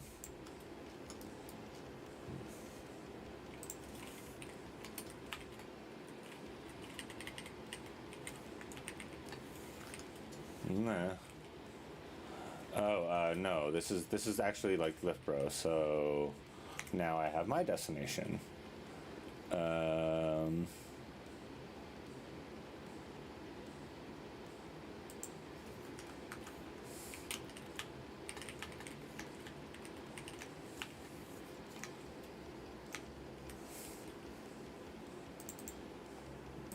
Oh, these are all gonna...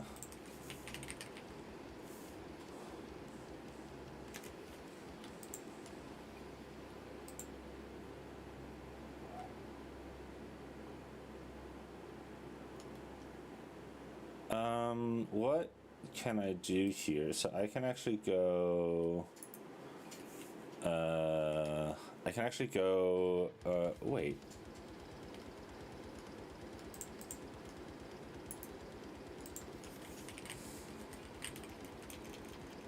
Is this the problem?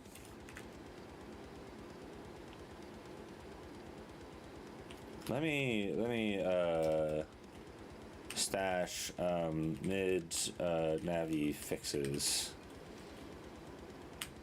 Okay, so we're gonna, I guess,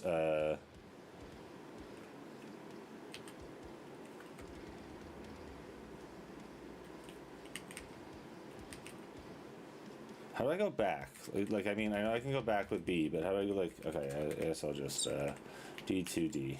There we go. Will this fix it? Because I was passing in the wrong... Was it because I was passing in the wrong remember? Or the wrong type here? I still think the other fix is better, if we can get it working. So I don't like it, I really don't like this idea of like, oh, you have to extend this thing and then it all works. Why do I always keep checking that?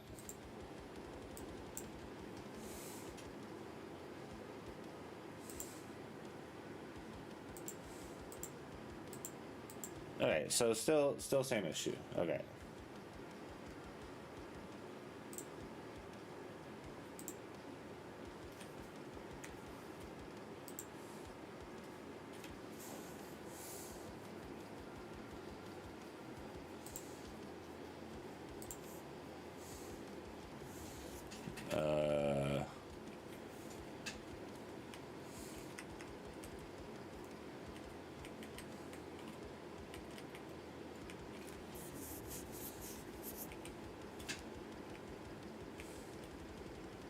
Where's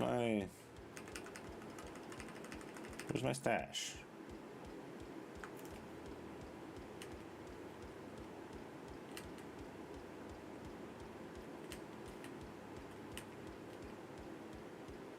My stash used to be here.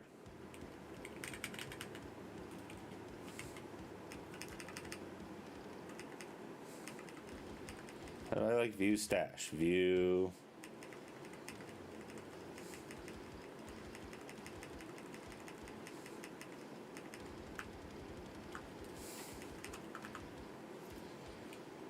There's my ref log.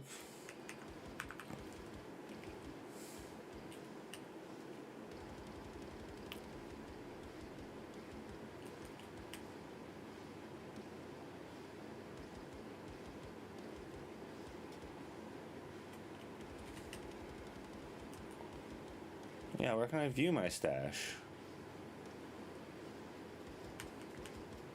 Where the hell did it go? It used to be down at the bottom.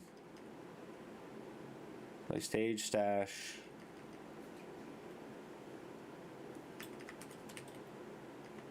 Stash all changes, stash change. Like where, it used to be down here. I could view my stash here.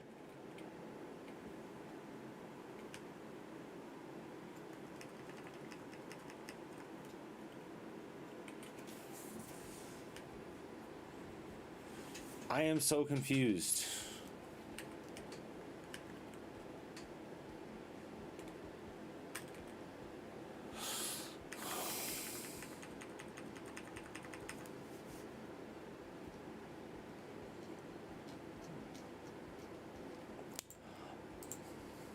It was all the way at the bottom here. I want to... How do I just like apply? All right. Oh, this is still working.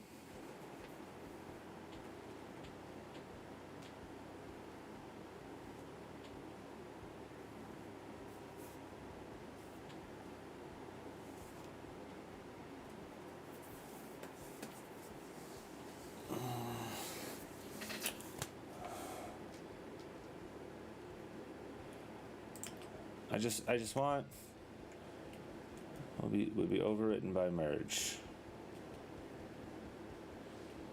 No changes.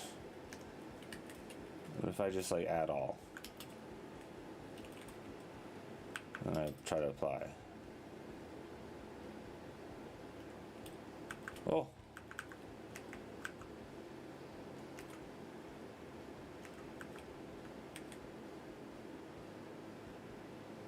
What just happened?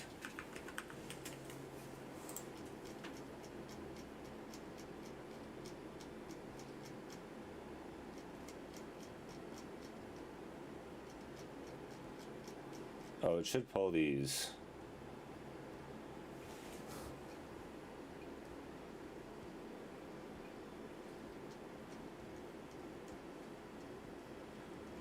I don't know what's happening.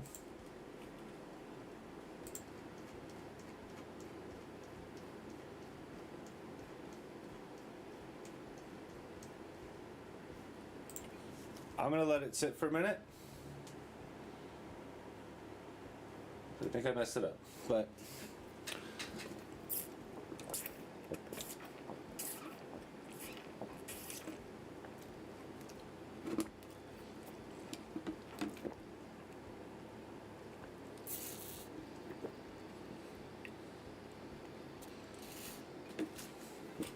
okay, it's doing some crazy shit.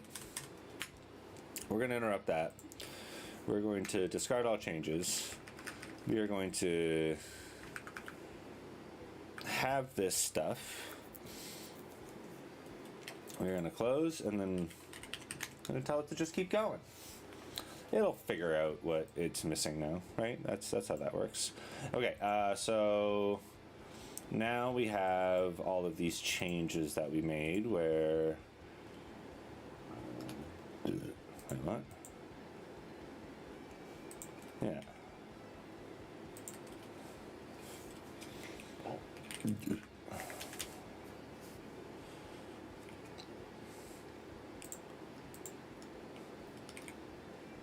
So I think there we go.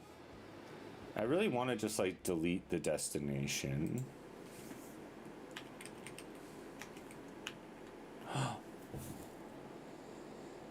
Was that it?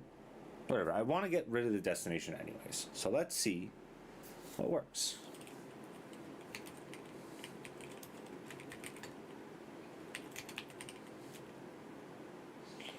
Oh, right. And then this is the problem where I have to...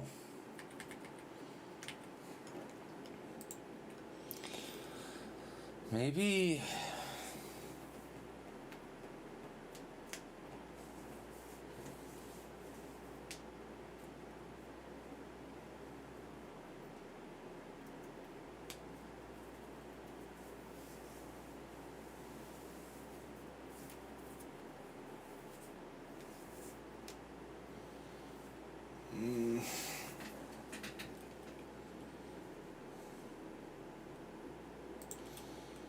I don't like this solution. I'm just gonna abort it, and we're going to oh fuck, because that won't go. Okay, so we are going to get rid of that. Get rid of that. Get rid of that. Get rid of that. And get rid of that. Okay, so we're just going to fix this Navi issue.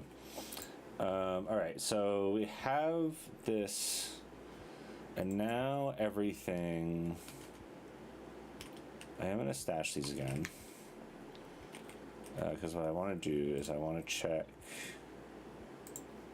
We had this remember... which demands that it be a destination because it needs to know the types. What if I just get rid of this? Because this needs to be a destination. Okay.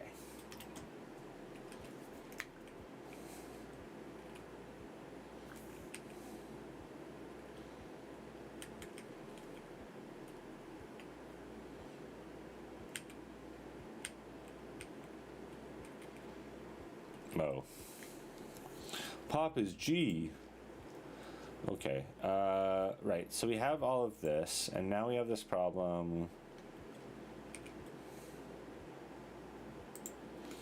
where the nav coordinator dot current can be anything. So what if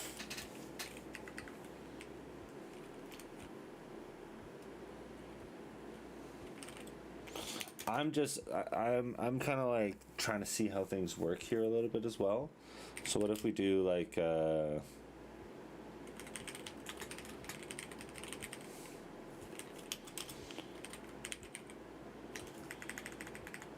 what if we do like a T, and then we have a composition local of nav coordinator T, which returns this.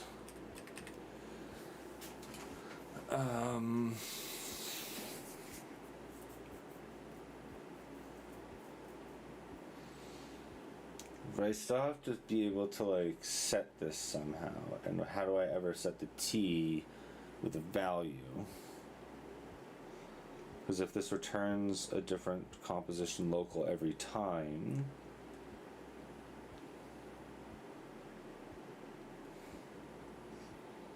so I mean I could enforce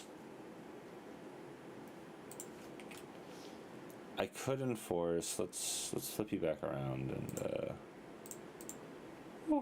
flip you back around. Okay, so I could enforce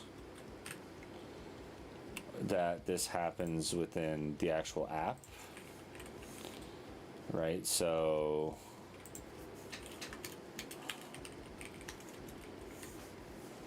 like I could force this.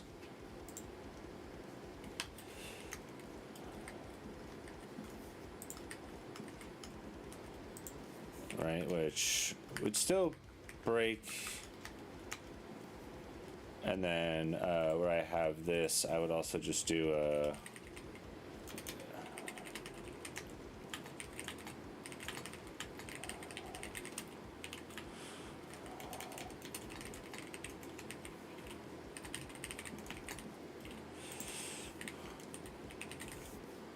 okay, so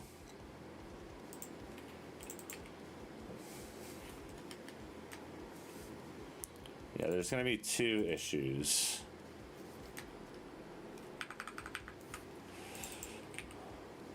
I think I'm just going to solve this one first.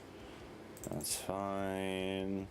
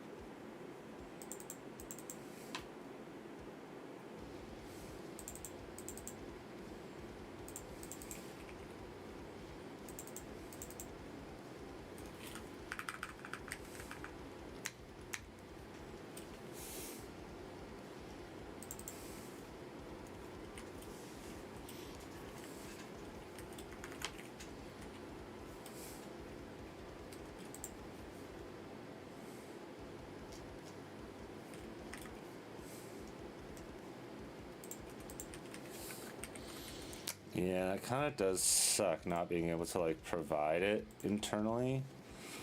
But hey, like teach people about the systems, right? Right?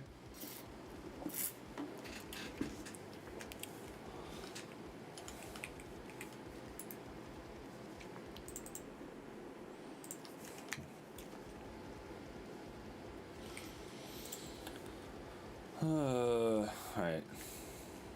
No.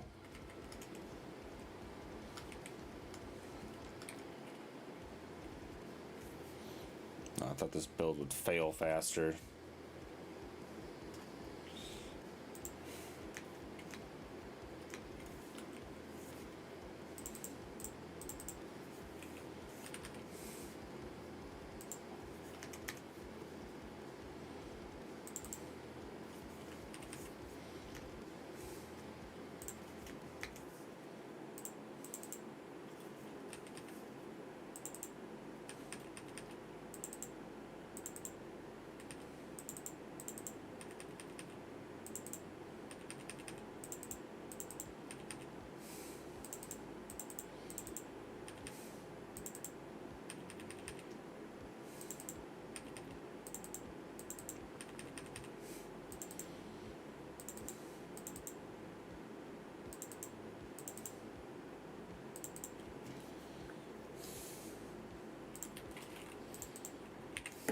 Nah.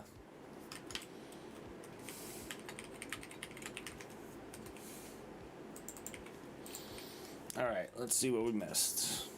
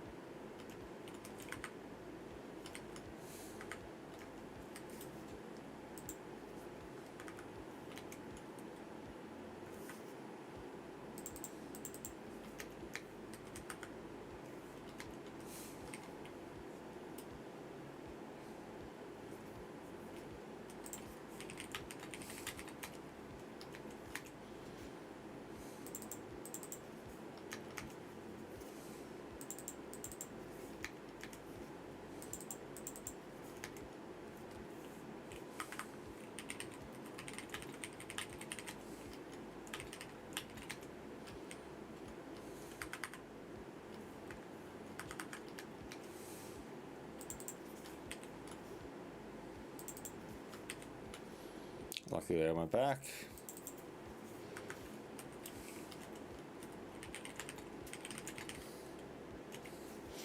So I change all the references. All right, there we go.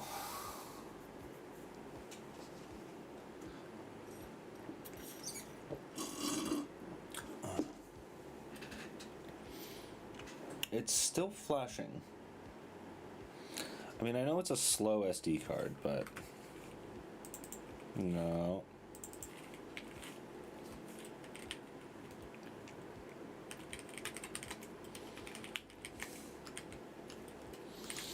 All right, let's try this. So now all the typing happens outside of the Navi module, so it requires a decent amount more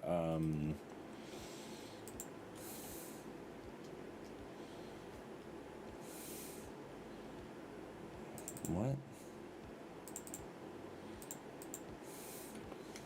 And a bytecode being generated with specified proper.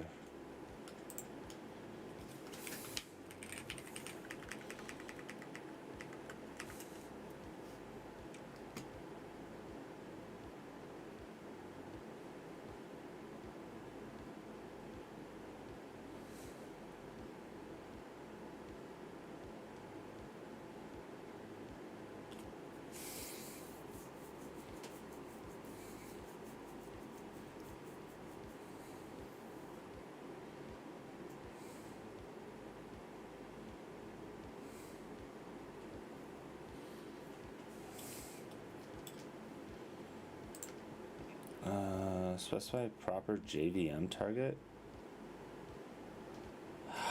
Oh, it's because I did an inline. The thing is now an inline function.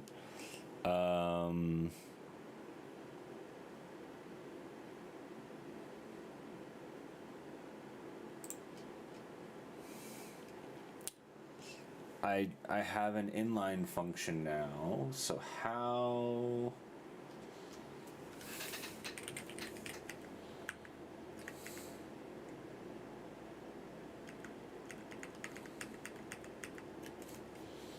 Go to presentation. Is this setting its Java version anywhere? This is doing all the same things. They're both behind still.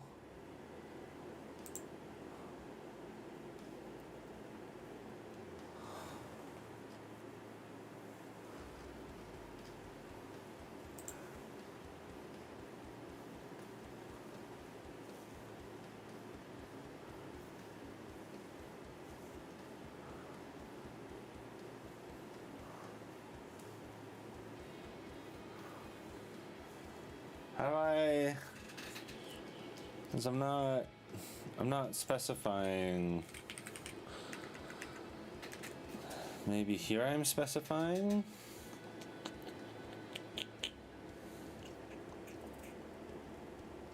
No, I'm not specifying anywhere. Bye.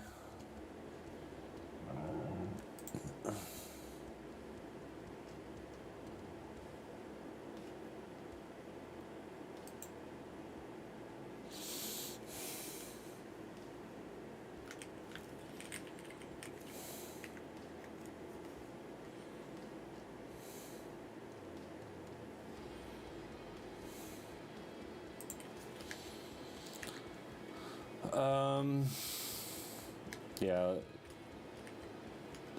Ugh, come on, why is it so bad at this? So I think they're using different versions. Well, they're definitely using different versions of Compose, which is really bad. I guess, no, these are all the same, but they're all the same, like, deprecated thing. Compose options are all the same. So why... Oh, mismatched type. Oh, this could actually be an issue.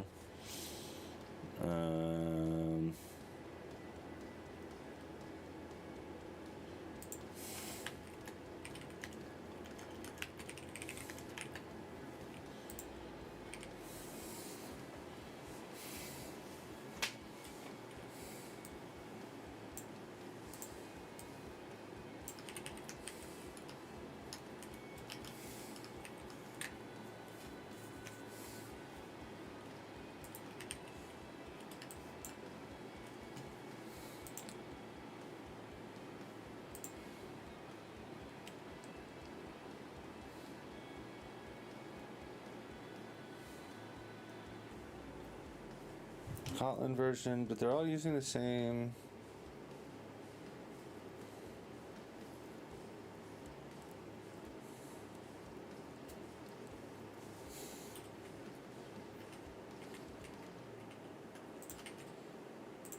But they're all using the same.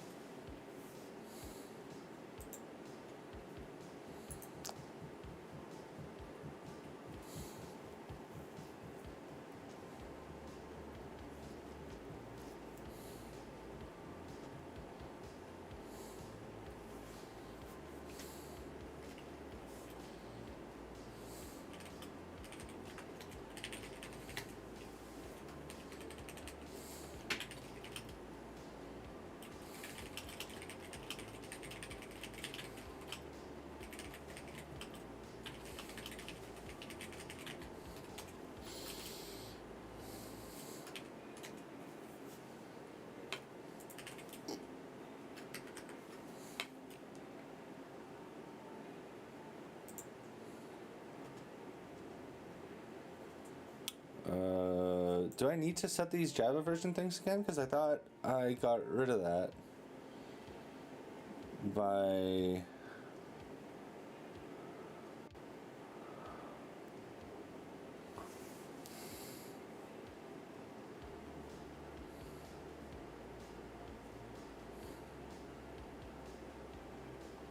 I thought this was all gone now. I thought this went bye-bye. Like the dinosaurs. I'm also very tired at this point.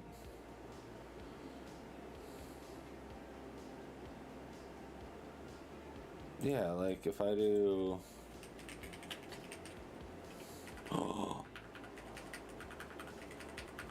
I see some culprits.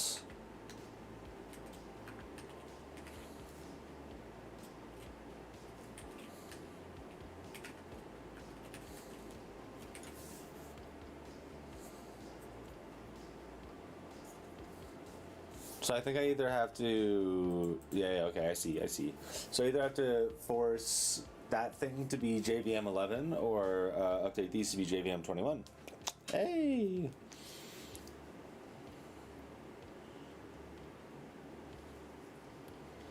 I found it before the AI. Still got it.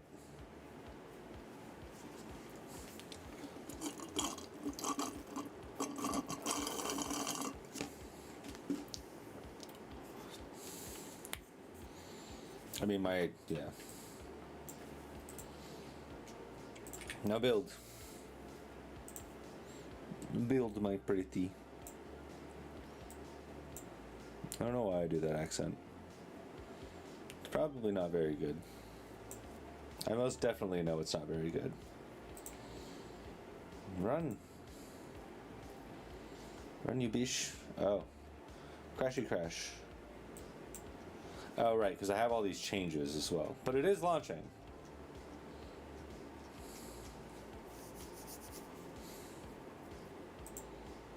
Nav host controller was not set. That makes sense.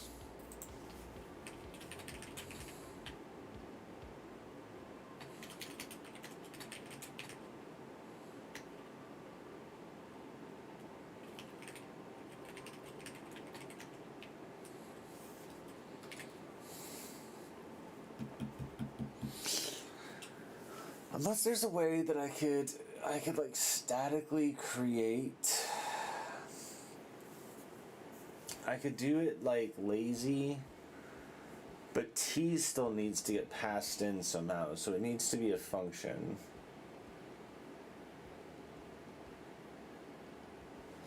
How does that work? How would that work?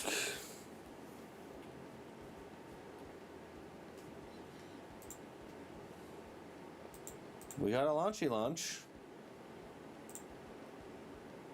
And we got a swippy swip. Swip, flip, flip, flip, flip, flip, flip. Flip, flip, flip, flip, flip.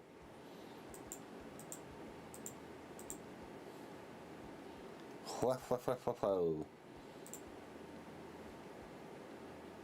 If I go back,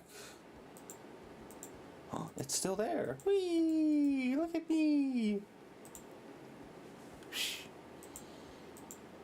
I'm like kind of shocked that this still works.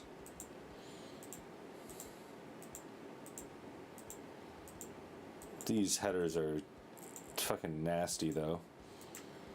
I should do like a if and then just like make them go away. Go away forever. Okay.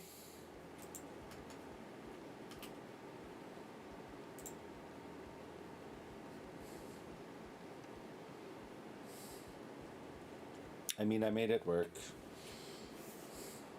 The fuck did I do here? Oh yeah. Fix. Whoops. We will switch to main. And then fix rotation crash. Go up here. Update. Fix navi. Fix rotation crash. Update navi to force. Application to figure its own shit out. That's how we do it here.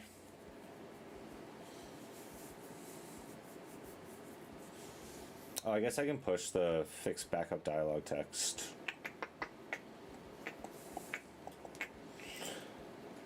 All right, let's check this. I need to urinate really, really bad. I need to urinate really, really bad. I need to urinate really, really bad.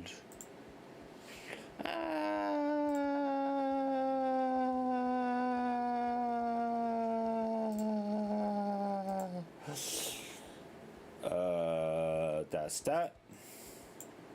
And what do we have here? We pushy push.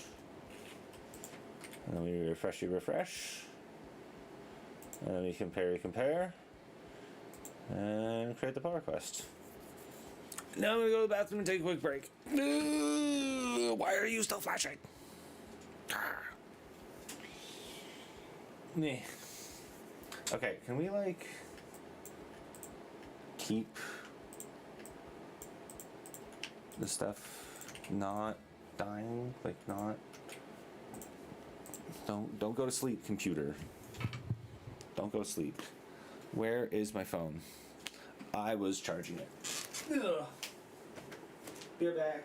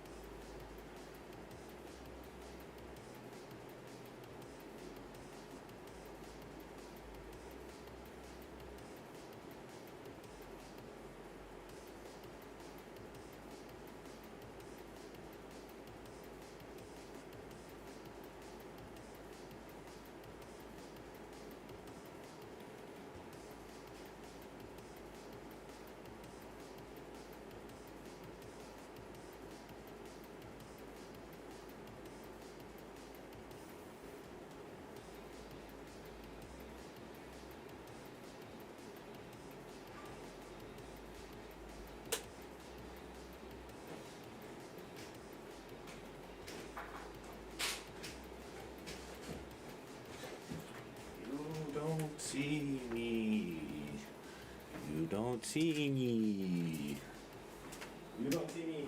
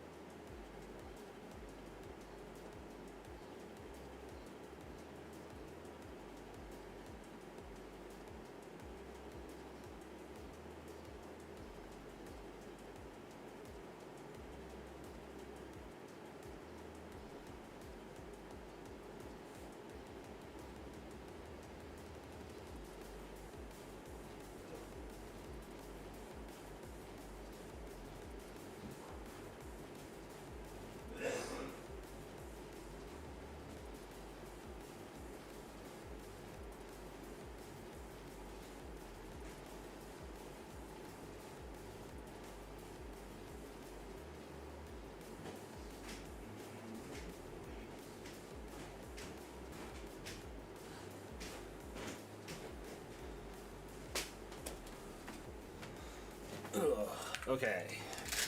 We are back. Why does it keep doing this?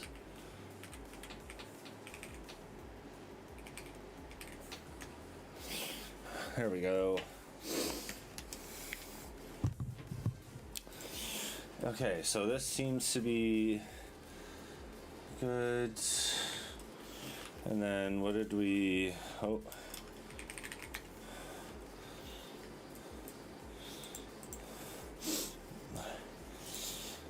Did any of these fail already? Haha, both failed.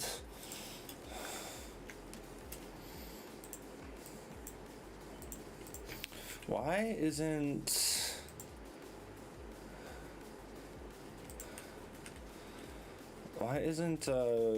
detect format picking up on that? My question. That is my question. I don't know what's with me in the accents today. Why are you still flashing? Stop flashing! I need you to be solid. The Raspberry Pi Lite.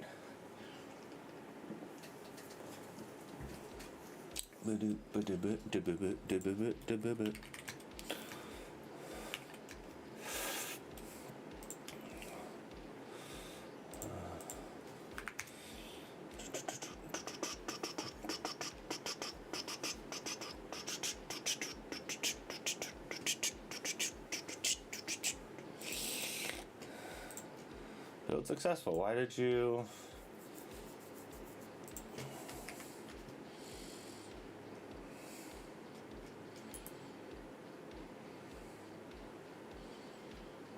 Why did you fail? It's not mirrored.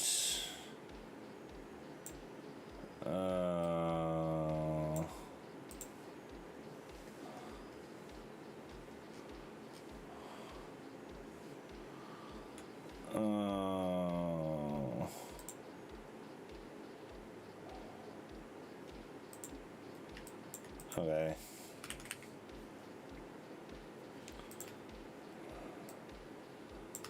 This is the first time I've ever done this.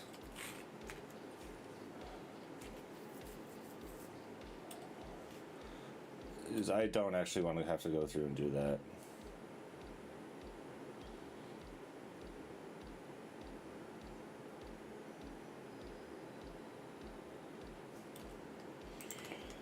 So hopefully it does it the right way.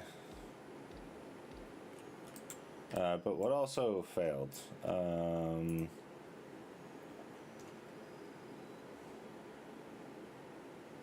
Everything failed. Oh, because I guess the... Why did everything fail?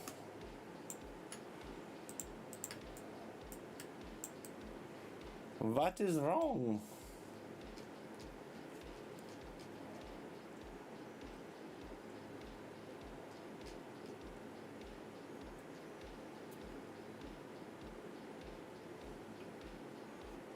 I guess everything runs detect. Oh, this was just like all the Gradle things failed. Like just everything Gradle failed. Okay, so this seems to be running.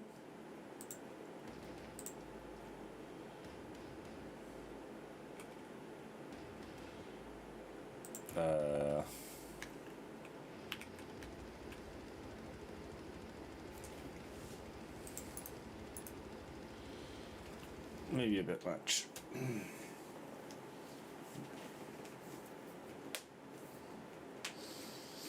I like that, but maybe not right now.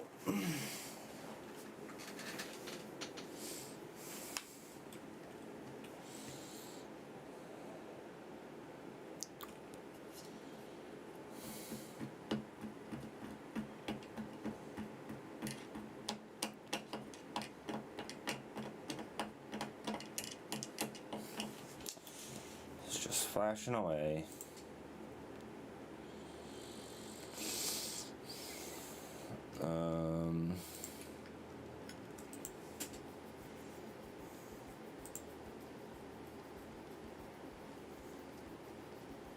Everything's just failing in like a second. It seems to be like a GitHub runner issue.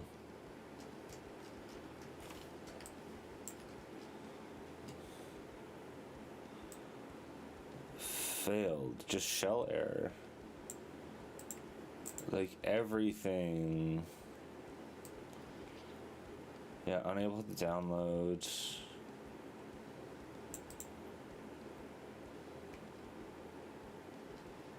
It just can't download anything.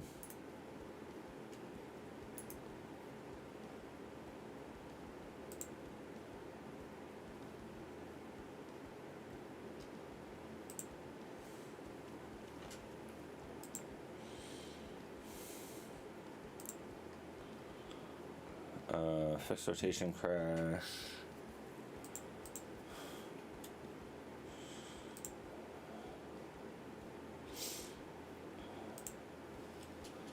I don't know why.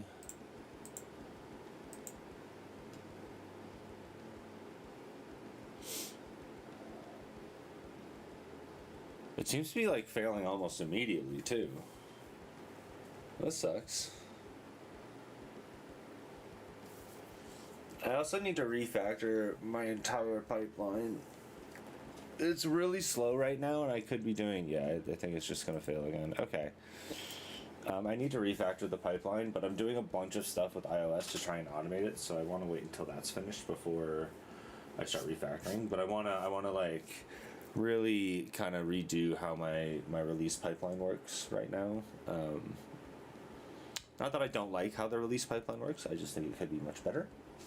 So yeah, that's I'm gonna focus on that for a little bit.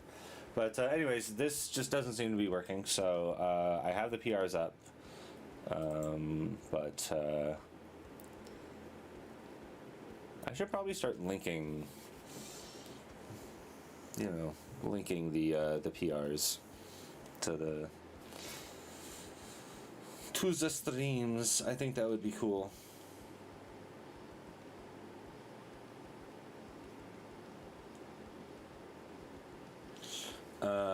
Okay, cool. I'm gonna head out. I will be back Wednesday, and then again on Friday. Friday might be a little bit short, depending on when a friend of mine we're gonna play some Magic. He might show up at like 3 or 4, so I'll probably just sign off once he shows up. But anyways, that's neither here nor there. Yeah, we got a bunch done today. The Raspberry Pi stuff, I'm sad it went the way it went, but I think I have a clear path forward. I just need this thing to stop flashing, which we'll see how long that takes. But yeah, don't reset your EEPROM, everyone, or don't fuck up your EEPROM. That is you know, not suggested. Anyways, so I'm going to head out and see you all Wednesday. Bye bye bye.